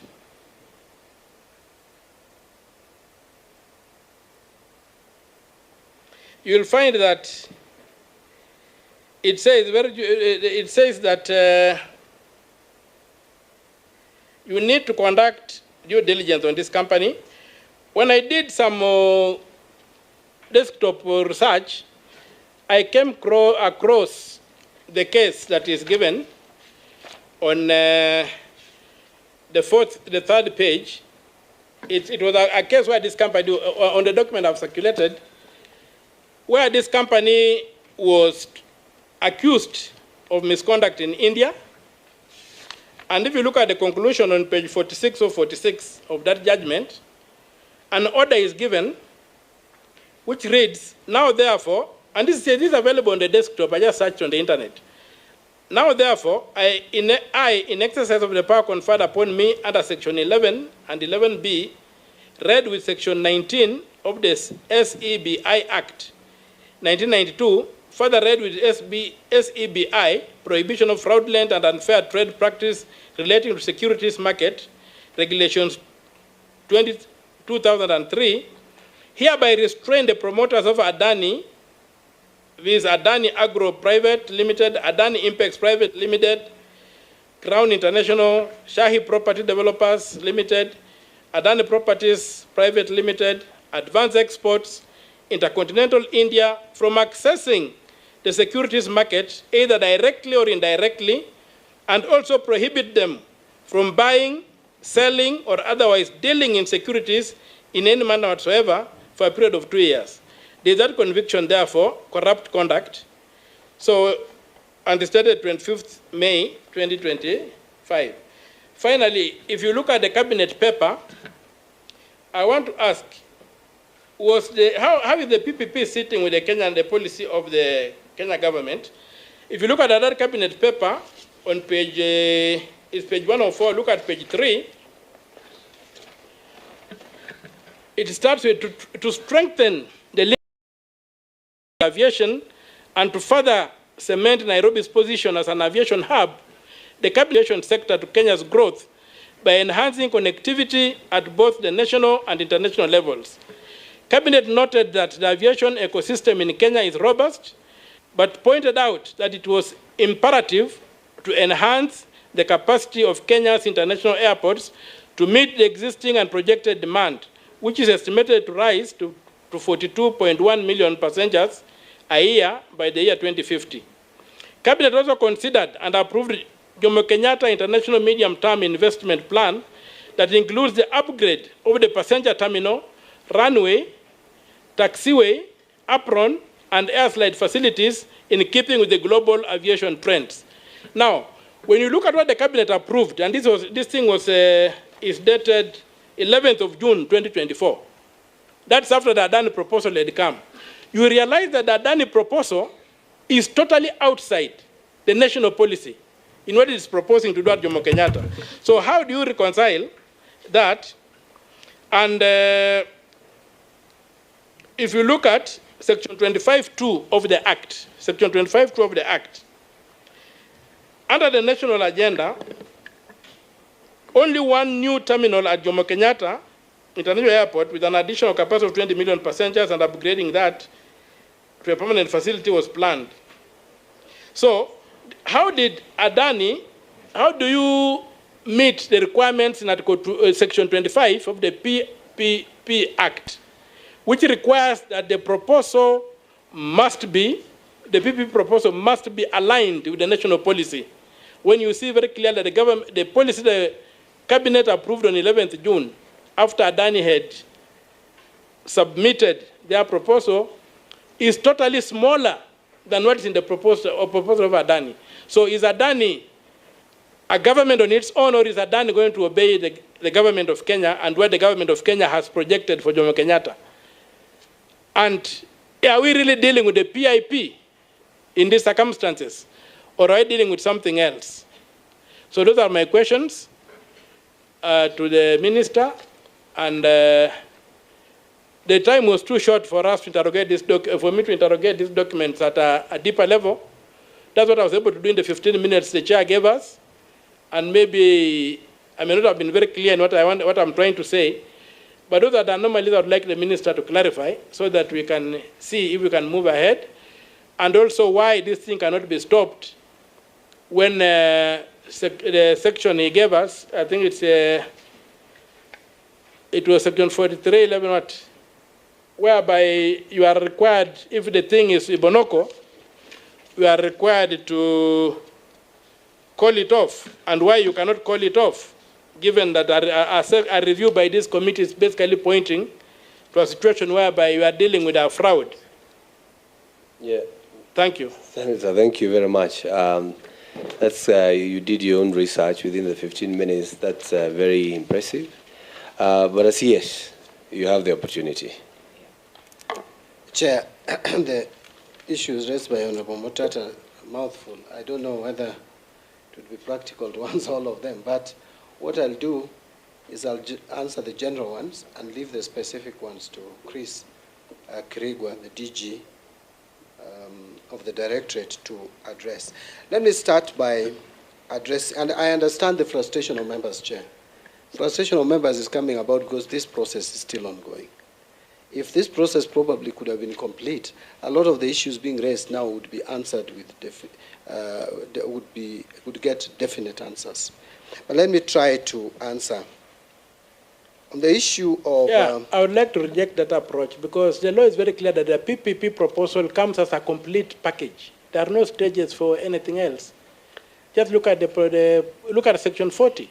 The document is supposed to be so comprehensive. So we are trying to lead us outside the law when the law is very clear that the proponent, because it is somebody proposing, he's saying he has got the money, he wants to do something for you, so that he wants to grow his capital as you also benefit. So he cannot come with a system whereby, again, the government is investing in it and doing all that.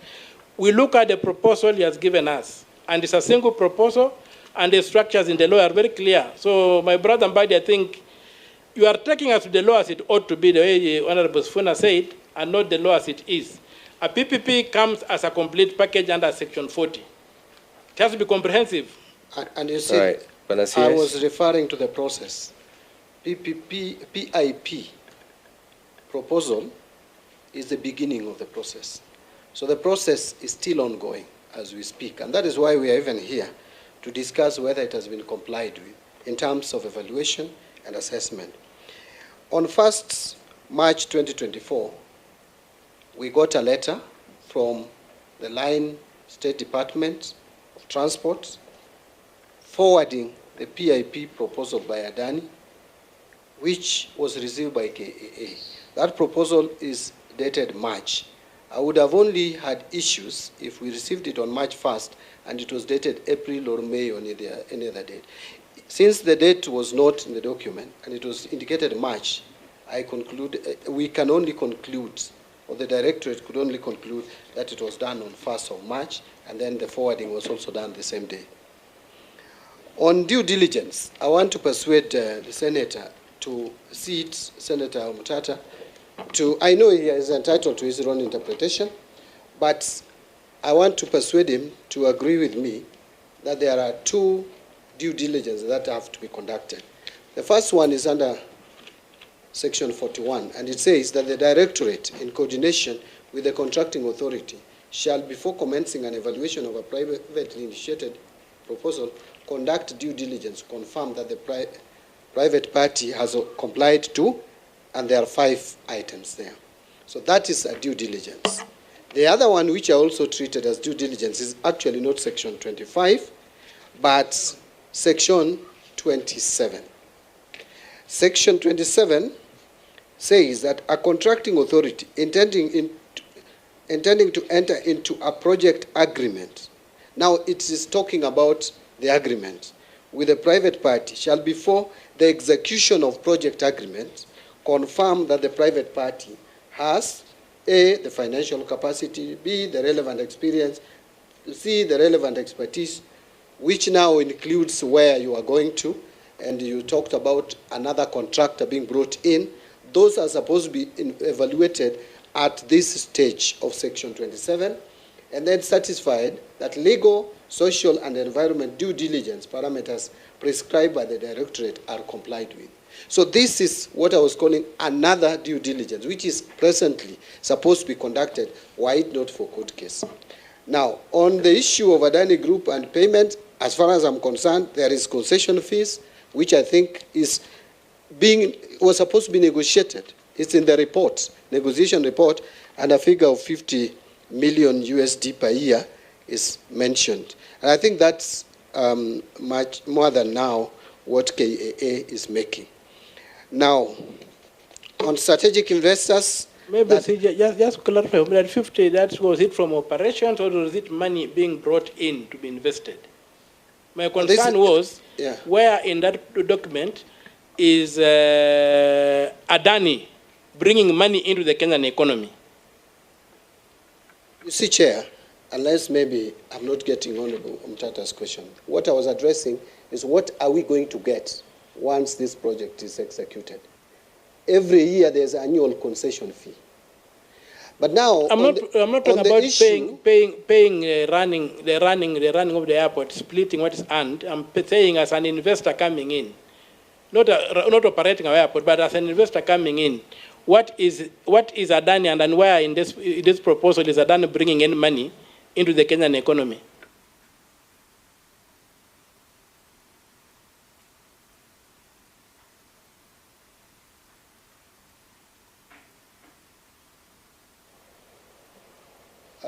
Mr. Chairman, and I will allow Chris to now take the rest of the questions. What is the equity component that Adani is bringing? 300 million USD. What is the loan component? 700 million USD. So those are the figures that I have. Now, I would allow, because there are some specific issues that were brought out by Senator Mutata, I want Chris Krieger just quickly, I know there are too many, but just quickly run through the issues. And by the way, Chair, I just wanted to mention for record that I took this issue very seriously. That's why I compiled heaps of documents which you are to ask for 20 minutes to understand or read and acquaint yourselves with. I gave it my best. So if there is any idea that we didn't take this was seriously, I think it's not right, it's not correct. Okay, well noted. Banadiji. Thank you, Chair, and thank you, CS. I'll start with the last one so we can flow along. Yes, the CS has indicated the equity component on this transaction was 300 million from Adani, and they were coming in with a debt component, which is on their balance sheet, not on Kenya government balance sheet, on the transaction. In the various phases of the transaction, we are also going to invest further through internal generated cash flows. Allow me, Chair, to tie in something else about the 18% with this money.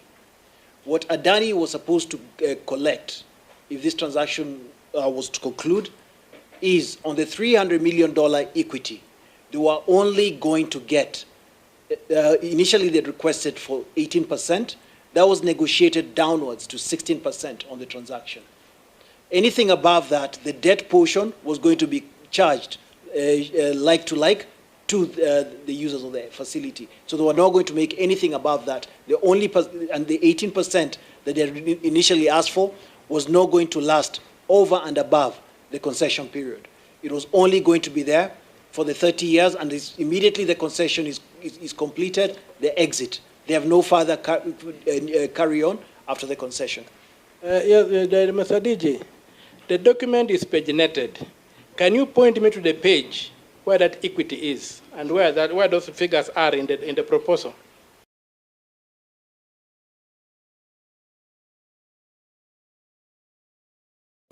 Through the chair allowance, I'll get you the exact location of where you get that amount.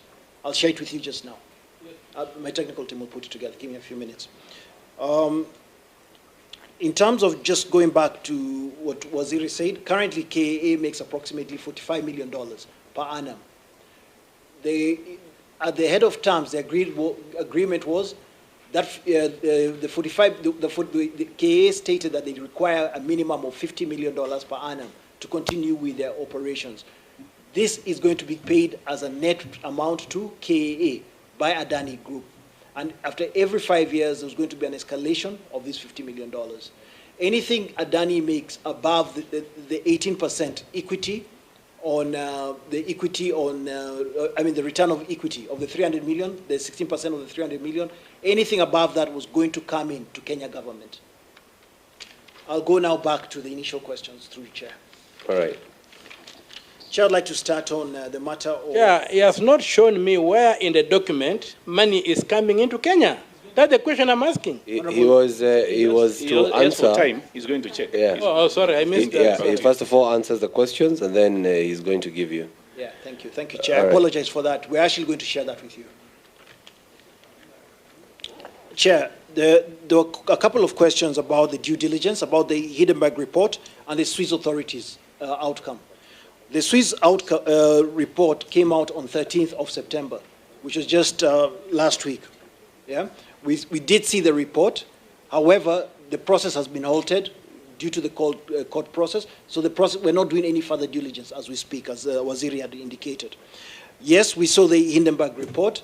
However, the Hindenburg report, the further due diligence was going to capture any findings which were going to either allow us to proceed or stop the transaction.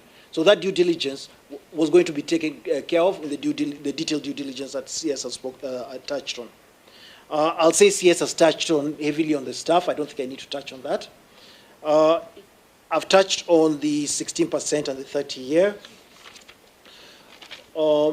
Konza, the Konza airport development, Chair, I do confirm we have not seen and we're not in sight of that.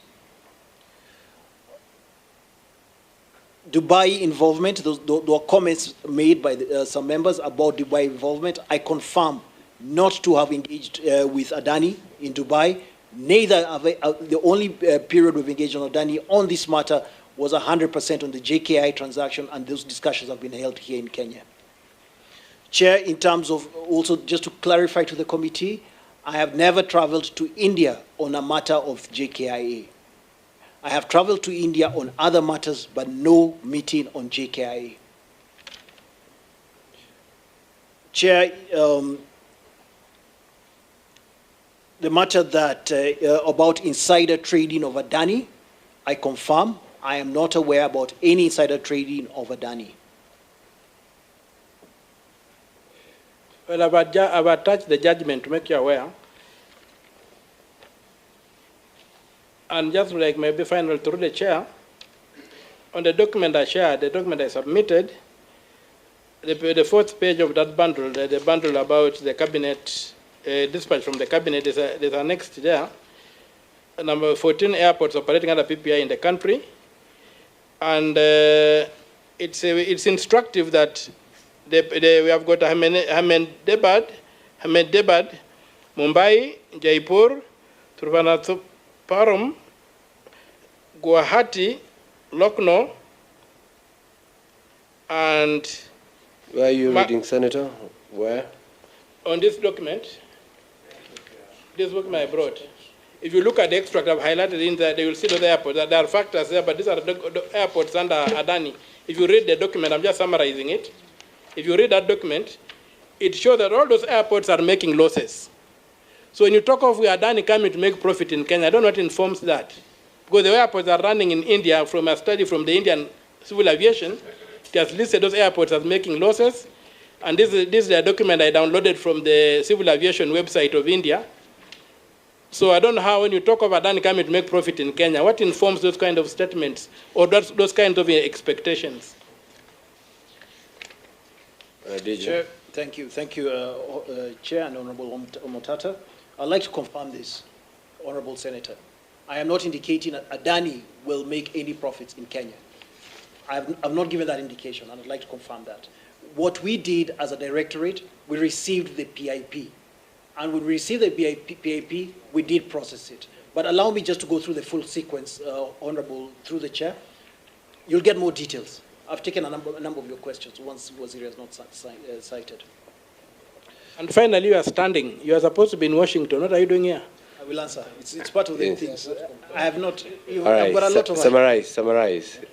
You know, the sugar levels are going down. I understand. I understand. I'll go very fast. Because it's 7 p.m. I'll go very fast. In terms of the SPV, what we have picked up was just recently registered on 30th of August. We are not aware about that as a directorate or either the evaluation committee. I can confirm from the Treasury. We're not aware of that SPV that was the one you cited. In terms of change of laws, yes, they had requested for change of laws, but we indicated to them during the negotiation that that was not acceptable. We cannot predict that the government will change a law due to a transaction. So that was clearly indicated to them. On the land lease also, it was indicated to them that that will need to be managed separately between Kenya Airports Authority and Adani. That was not part of this transaction. It was out of scope. Waziri has touched very well on the employment. I will not touch on that.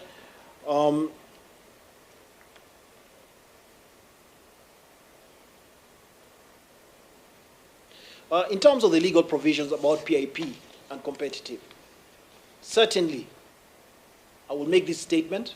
A competitive process always gets a better outcome. But not always, but most of the chances gets a better outcome. Yeah? We have faced a competitive transaction that went through the PPP transaction and became completely unaffordable, which is the Nakuru Summit Road. That transaction was actually cancelled, not by the contracting authority, by us at the Treasury, where we saw that the cost to use 175 kilometers on a small car was going to be 1,500 shillings, and we stopped it. We shared the advice based on affordability and value for money. So in terms of which obviously would a preference would be competitive, but also it's whereby we also monitor the components of the project to ensure we get value for money for the transaction.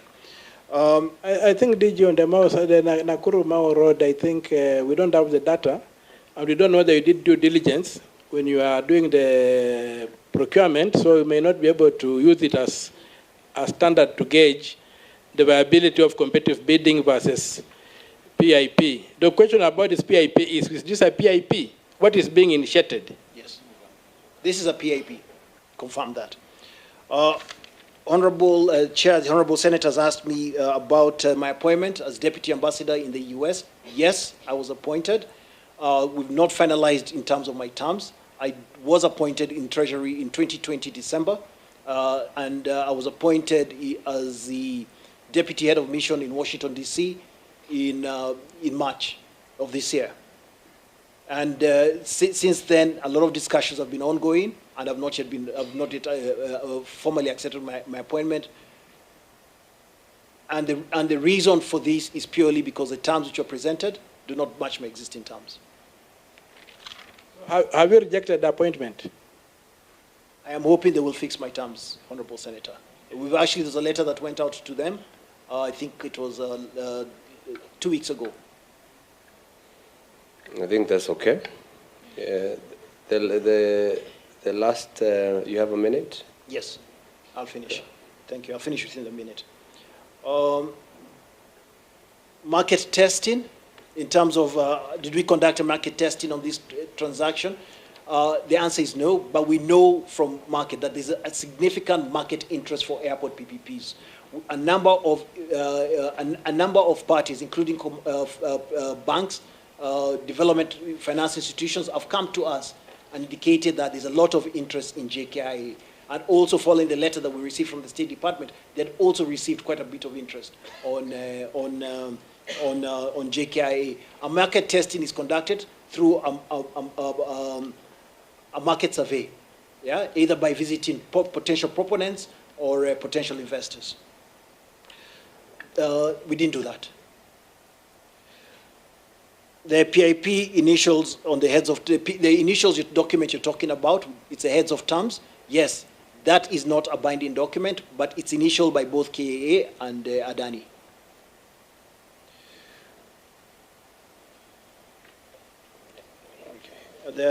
I think I'm on the last one. Yes, the aviation policy, yes, it was approved in 11th June 2024. We confirmed that. However, the process of Adani PIP was still ongoing. Finally, to form two final submissions, with your permission, Chair, very final submissions.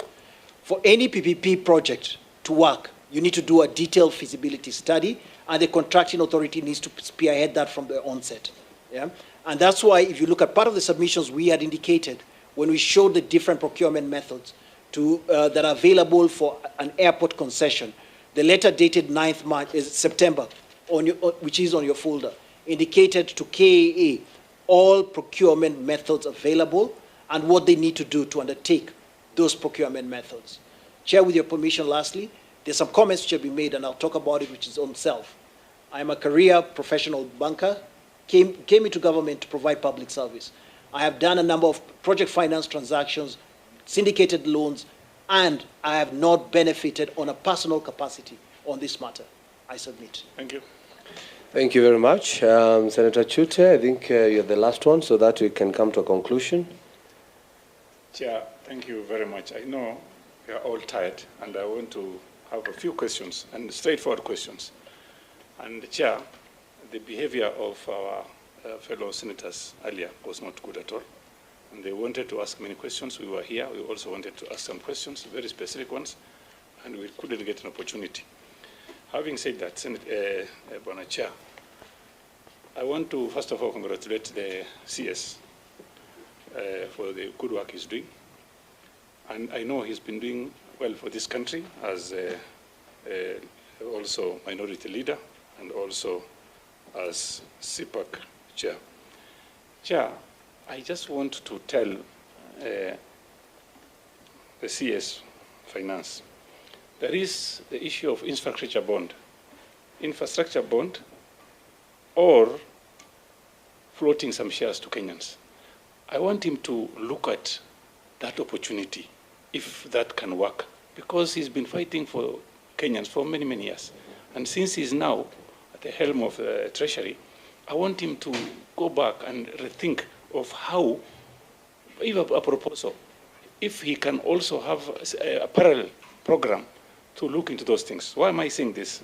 I have a lot of connections with Ethiopia because of the border in Moyale. In Ethiopia, when they upgraded their airport, they borrowed 500 million from Exim Bank of China. And you've seen what the airport is. They are now managing about 22 million passengers every year. And again, they've now started a program for about 45 kilometers from Bole airport to host 100 million capacity a year.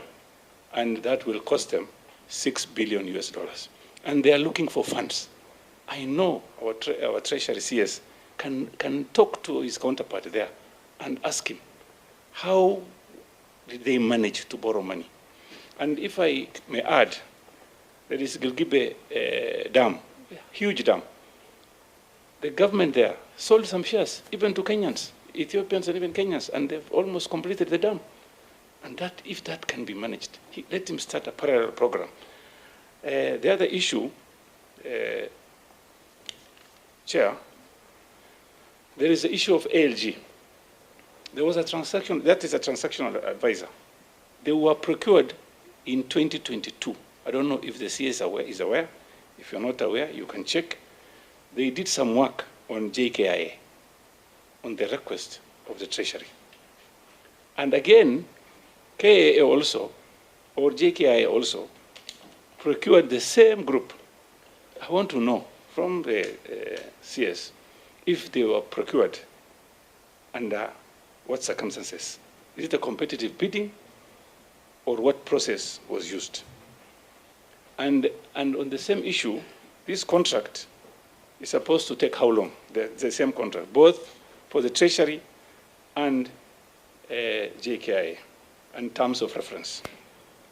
And on the ALG also, I would want our friend Chris to tell us, they withdrew on 17th of July.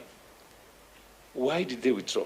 and if there are any correspondences on why they withdrew. The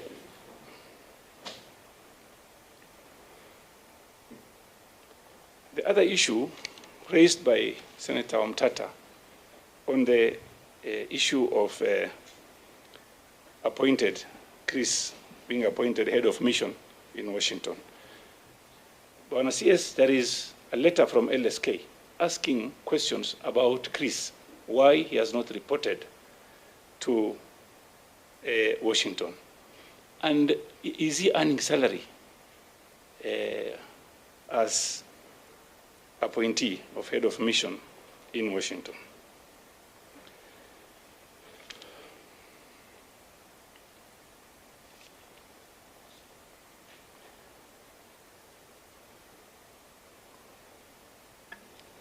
You're done? No, just one.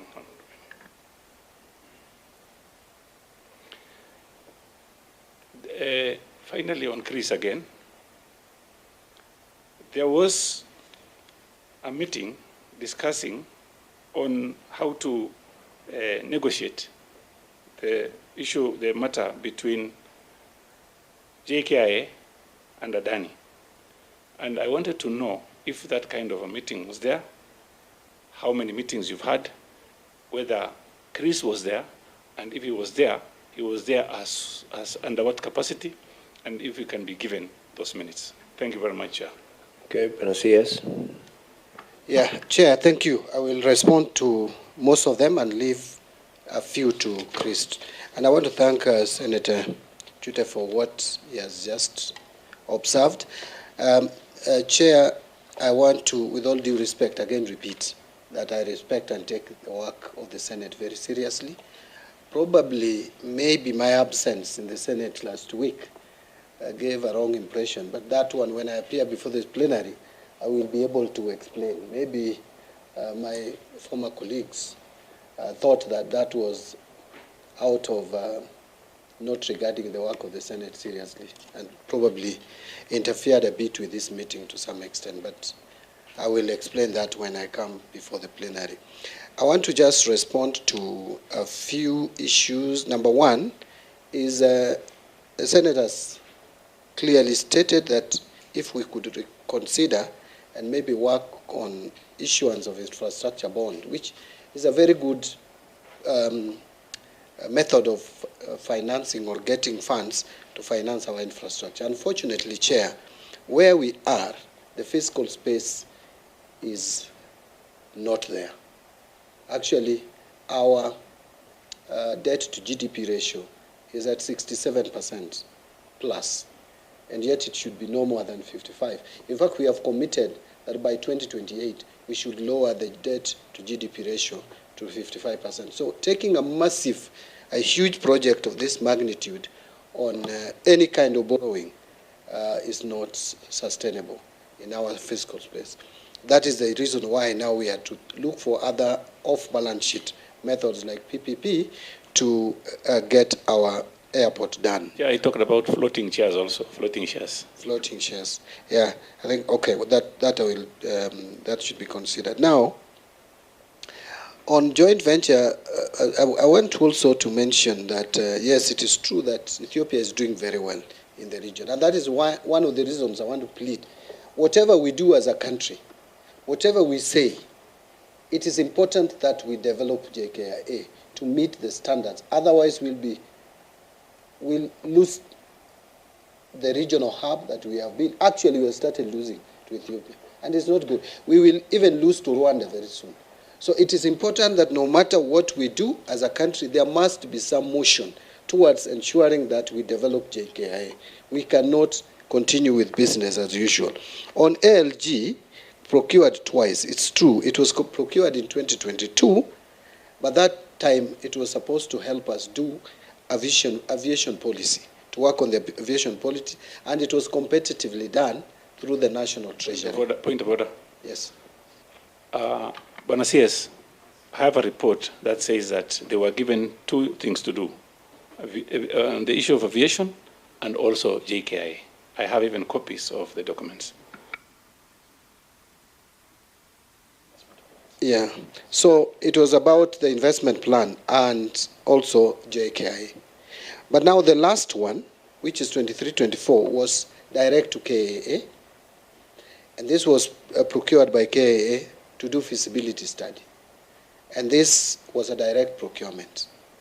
As to whether it was done correctly, I think that's something we can interrogate. Again, Chair, I asked about Treasury also in 2022. Was it procured a direct procurement or a normal process has been taken? The 2022 one was competitive. That's the information. Yeah, can we get competitively done? We can get that information, but the information I have is that it was done competitively. Now, on Chris going to Washington and whether the CS, National Treasury, is aware, whether probably is earning 2 salaries, I would say this, that as National Treasury, which has hired Chris through PSC, until we get a resignation letter that she has taken up another appointment, and she is offering service to the government of Kenya and the people of Kenya as the director of the Directorate of PPP, we have no reason to stop paying him. But I can confirm that he's not earning a salary as the deputy head of mission to Washington, meaning he hasn't taken up this appointment. The time he takes up the appointment, I am sure he will submit the resignation letter, because the law does not allow you to be employed by the same government twice. On the other case of Chris, I think he will now address that, and if there is anything I've left out. There is the issue of LSK letter. If you are aware, fine. If you are not, if you can check with your predecessor. Yes. Yeah, the LSK letter about the employment of Chris. Yes, why he has not gone to Washington? But you see, Chair, I don't know whether I would push my employee to take up another assignment if he doesn't want to. If he hasn't resigned, I would be comfortable if he stays behind and help me work, because I have not got a replacement. But it would be illegal if he takes up 2 appointments. I mean, if he fails to notify or resign and still continue. Yes, we are in a broad-based government now. If he has rejected that offer, somebody from your area can be. Anyway, I would want, maybe the only point I would make is that Chris should finalize negotiation quickly with the appointing authority regarding his terms, so that another Kenyan, because Kenyans are complaining of unemployment. Yeah. I think he should not take inordinately too long to make up his mind. But that I would make as a general comment. In terms of procedure, what I have is that is my employee, is my staff at the National Treasury, and he hasn't absented himself without any permission. So he's offering 100% service to the National Treasury in the Directorate. Thank you. Chris. Thank you, Waziri. Thank you, Chair and Member. Waziri, to touch on, I'll start with the last question that was asked about the negotiation process. As Waziri said, I'm still a National Treasury employee. I attended the negotiation. Actually, there are 3 stages of interactions on this, which was the first stage was a PIP submission stage. When the PIP was submitted, there was a technical team that sat in between JKIA, the National Treasury, which is represented by the PPP Directorate, and also the State Department of Transport. That the meeting took place to evaluate that submission from Adani, and immediately that was the evaluation team submitted. They sent it back to the Directorate through KAA, and we submitted it to the PPP committee for approval. I interacted on this matter when it came to the Directorate, not during the evaluation. And the second stage is a project development phase, when the feasibility study is submitted to the National Treasury by the contracting authority. The contracting authority receives a feasibility report from the proponent, which is Adani. They did receive it. They did submit it to the PPP Directorate. We did set up another evaluation, the same evaluation team, who sat in to evaluate that proposal. That did take place. I was not part of that evaluation, and that was submitted to the PPP committee, which I'm a member of, and it was approved to go to the next stage. Lastly is during the negotiation. Then at the negotiation stage, this is whereby we had a raw document, not a really raw, it was a better improved document from the first submissions that Adani gave because they had done an on-ground feasibility. I did take place on the negotiations of that feasibility during the negotiation session. We did that together with KIA, the State Department of Transport, and there were also other state departments that were invited for this, including State Department of Transport, the Attorney General's Office, and also, I believe, Kenya Civil Aviation Authority was also invited for those sessions.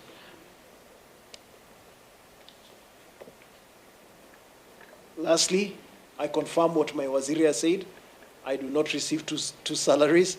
I only receive one salary, and I'm here to serve the country. Thank you. Chair, there is a question they've not answered on the ALG advisors. They quit on 17th of July. Why? And do you have any correspondence if you have a copy? You're absolutely right, Honorable Chair. Through the Chair, Honorable Member. Senator, they did quit. What happened is we're having an engagement with ALG, and ALG mentioned to Kenya Airports Authority and gave them some reasons. We never received any communication, the formal communication from ALG. We had requested for it from KAA. We've never seen it to date. And I can confirm this. We were not party. We were not party of contracting ALG. We were only party of contracting ALG in the aviation policy that was completed in 2022 through a competitive process with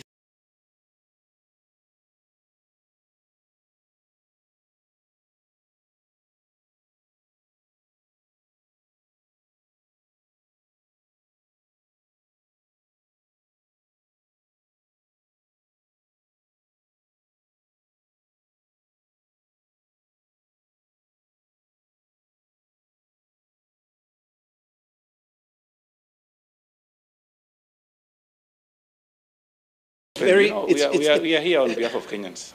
I'll say it's not normal for a transaction advisor to exit. It's not, yeah? And despite of any disagreements, a transaction advisor gives you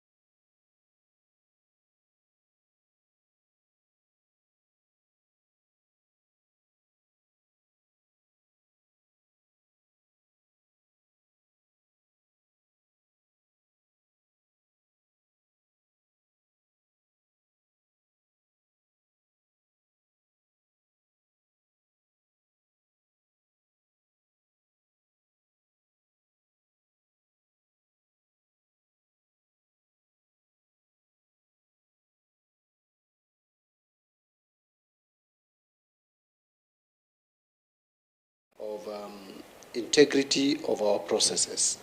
And it's something that I cannot sit here and deny that it doesn't happen.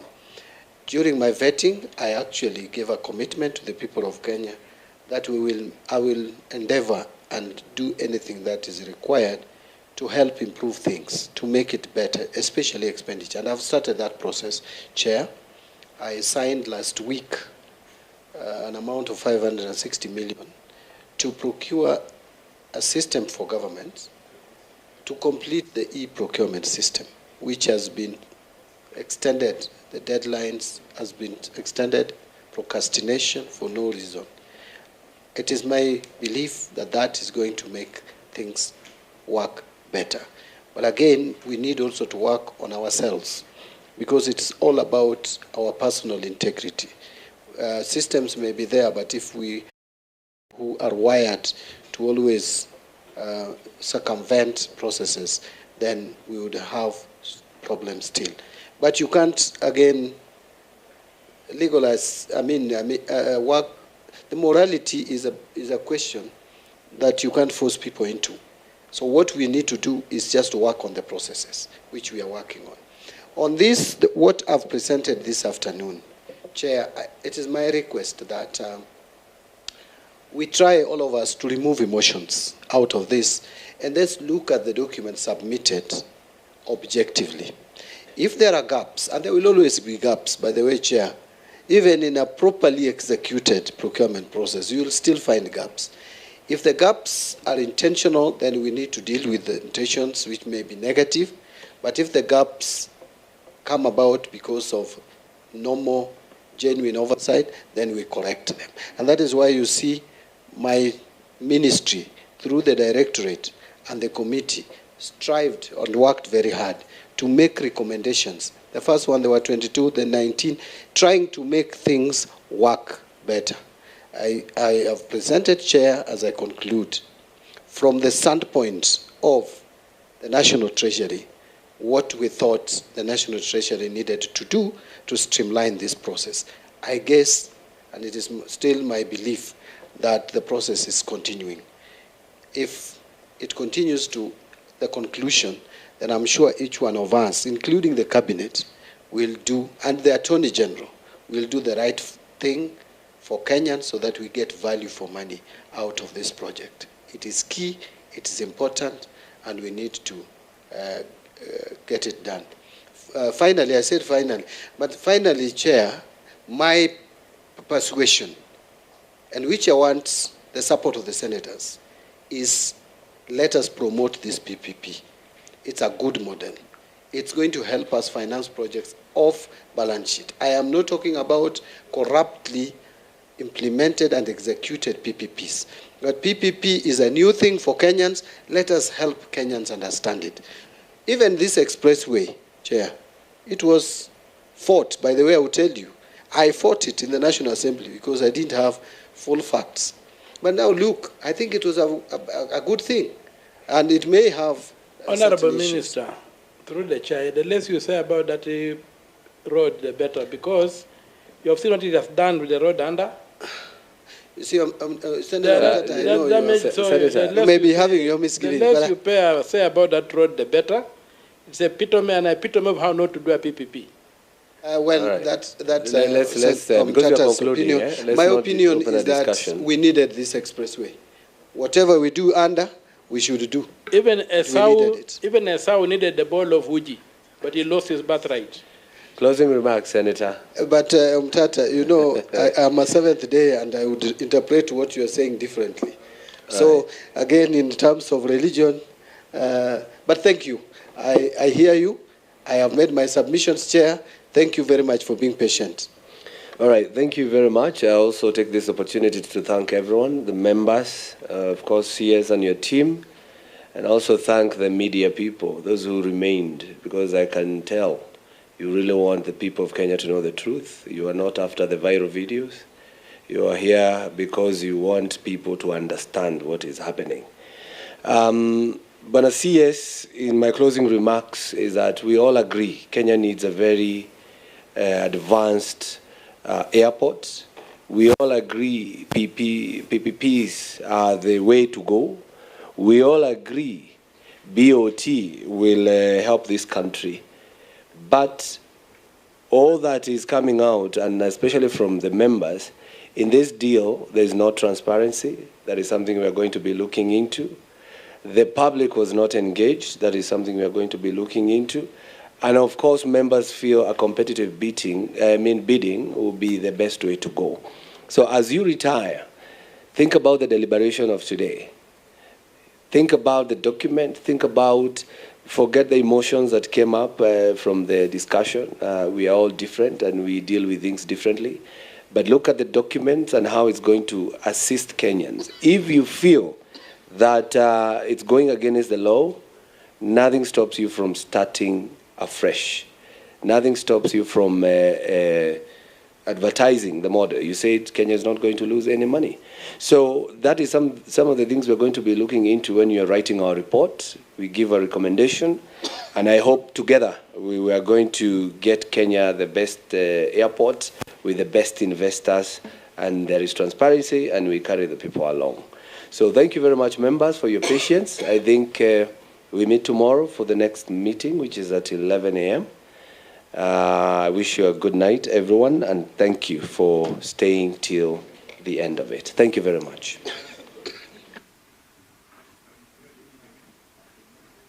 Yeah, we have adjourned the meeting.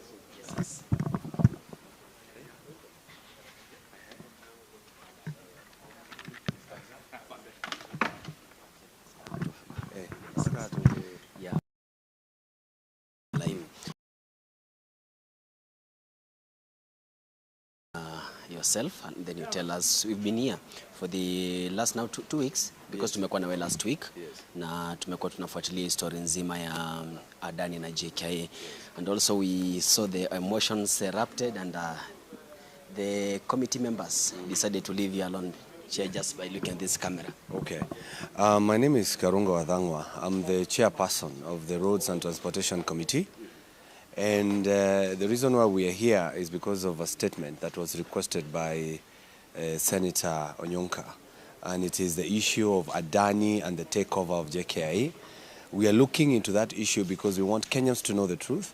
We also want to know the truth because we are suffering as a government from the trust deficit. You know, people do not trust this government as it is now because of over-promising, and again, things are being done, and sometimes you think that they are not being done in the openness. So we want Kenyans to understand what the deal is all about, so that if we find it's a good deal, we will tell Kenyans. If we find it's a bad deal, why should we continue with it? Why should the Treasury and Transport Ministries continue with the deal? So, and I'm happy that the CS was here and explained to us of where we are with the deal. We have been told Kenya is not going to lose money if they cancel the deal or if they cancel the engagement, because they're saying there's no deal. So if they cancel the engagement and start afresh, that is one of the things we're interrogating as a committee to see whether we can recommend that. We're also looking into the issue of the public was not involved. You know, people did not know. It came out as a dossier. It came out as from a whistleblower. So the question you're asking, why didn't you inform Kenyans? Why didn't you tell them from the initial when the project started or the negotiation started? So I know we were here, the emotions are here, high here and there, and we're all different on the way we engage, because you see, some of us, you want to look at the issues directly. You don't want to bring emotions in some of these things. So people deal with things differently, but that does not stop Kenyans from realizing or even noticing that that person is just clout chasing, that person is just asking, just no fact. And our standing orders are very clear. Standing order 105. When you say something, you must substantiate. You don't just mention you are accused of gatekeeping for the CS. No, it's not gatekeeping. I'm the chairman. The chairman, you control the meeting. If the meeting goes haywire on one side, you cool them down. Because you see, we cannot shout from either side and assume we are talking. Because why would I gatekeep when the documents are there and the documents are public? So it is not an issue of gatekeeping. It's an issue of controlling the meeting. Because if you let everybody shout the way they shout, then what is the work of the chair? Yes. Mwesh, are you aware that Kenyans have said no to Adani? Yes, Kenyans have said that. And the reason why we're interrogating this is to bring the picture out there. All right? Because you might say no to a good thing. Or you might say yes to a bad thing. So the reason why we're having the CS here, Mbadi, for Treasury, wanted to hear. Last week we had the CS for Transport, Churchill, because we want to understand. Then after we understand, because we have come to a close of these deliberations, we are now going to retreat as a committee, interrogate every document, and then we give a report. We are not hiding anything. We don't want to protect anybody. All we have to do is to make sure that Kenyans know the truth, and if it is true, this Adani deal is a no-go zone or it's not needed, we will close it. But that is the committee to determine. Yes. Thank you sana Mwesh. Asante sana. Haya, huyo amekuwa ni mwenyekiti wa kamati hii ya barabara kwa na maoni yao kuhusiana na mchakato mzima, kuhusiana haswa na kilele cha haya yote kitakuwa ni kipi. Je, Adani ataondoka na kurejea kwake nyumbani au atasalia nchini na kuendelea uwanja zetu za ndege ikiwemo angatua ya kimataifa ya JKIA miongoni mwa viwanja vingine na vile vile huduma mbalimbali za humu nchini. Nikiripotia Mo Radio kutoka katika jumba la Nairobi, jina langu ni Roni.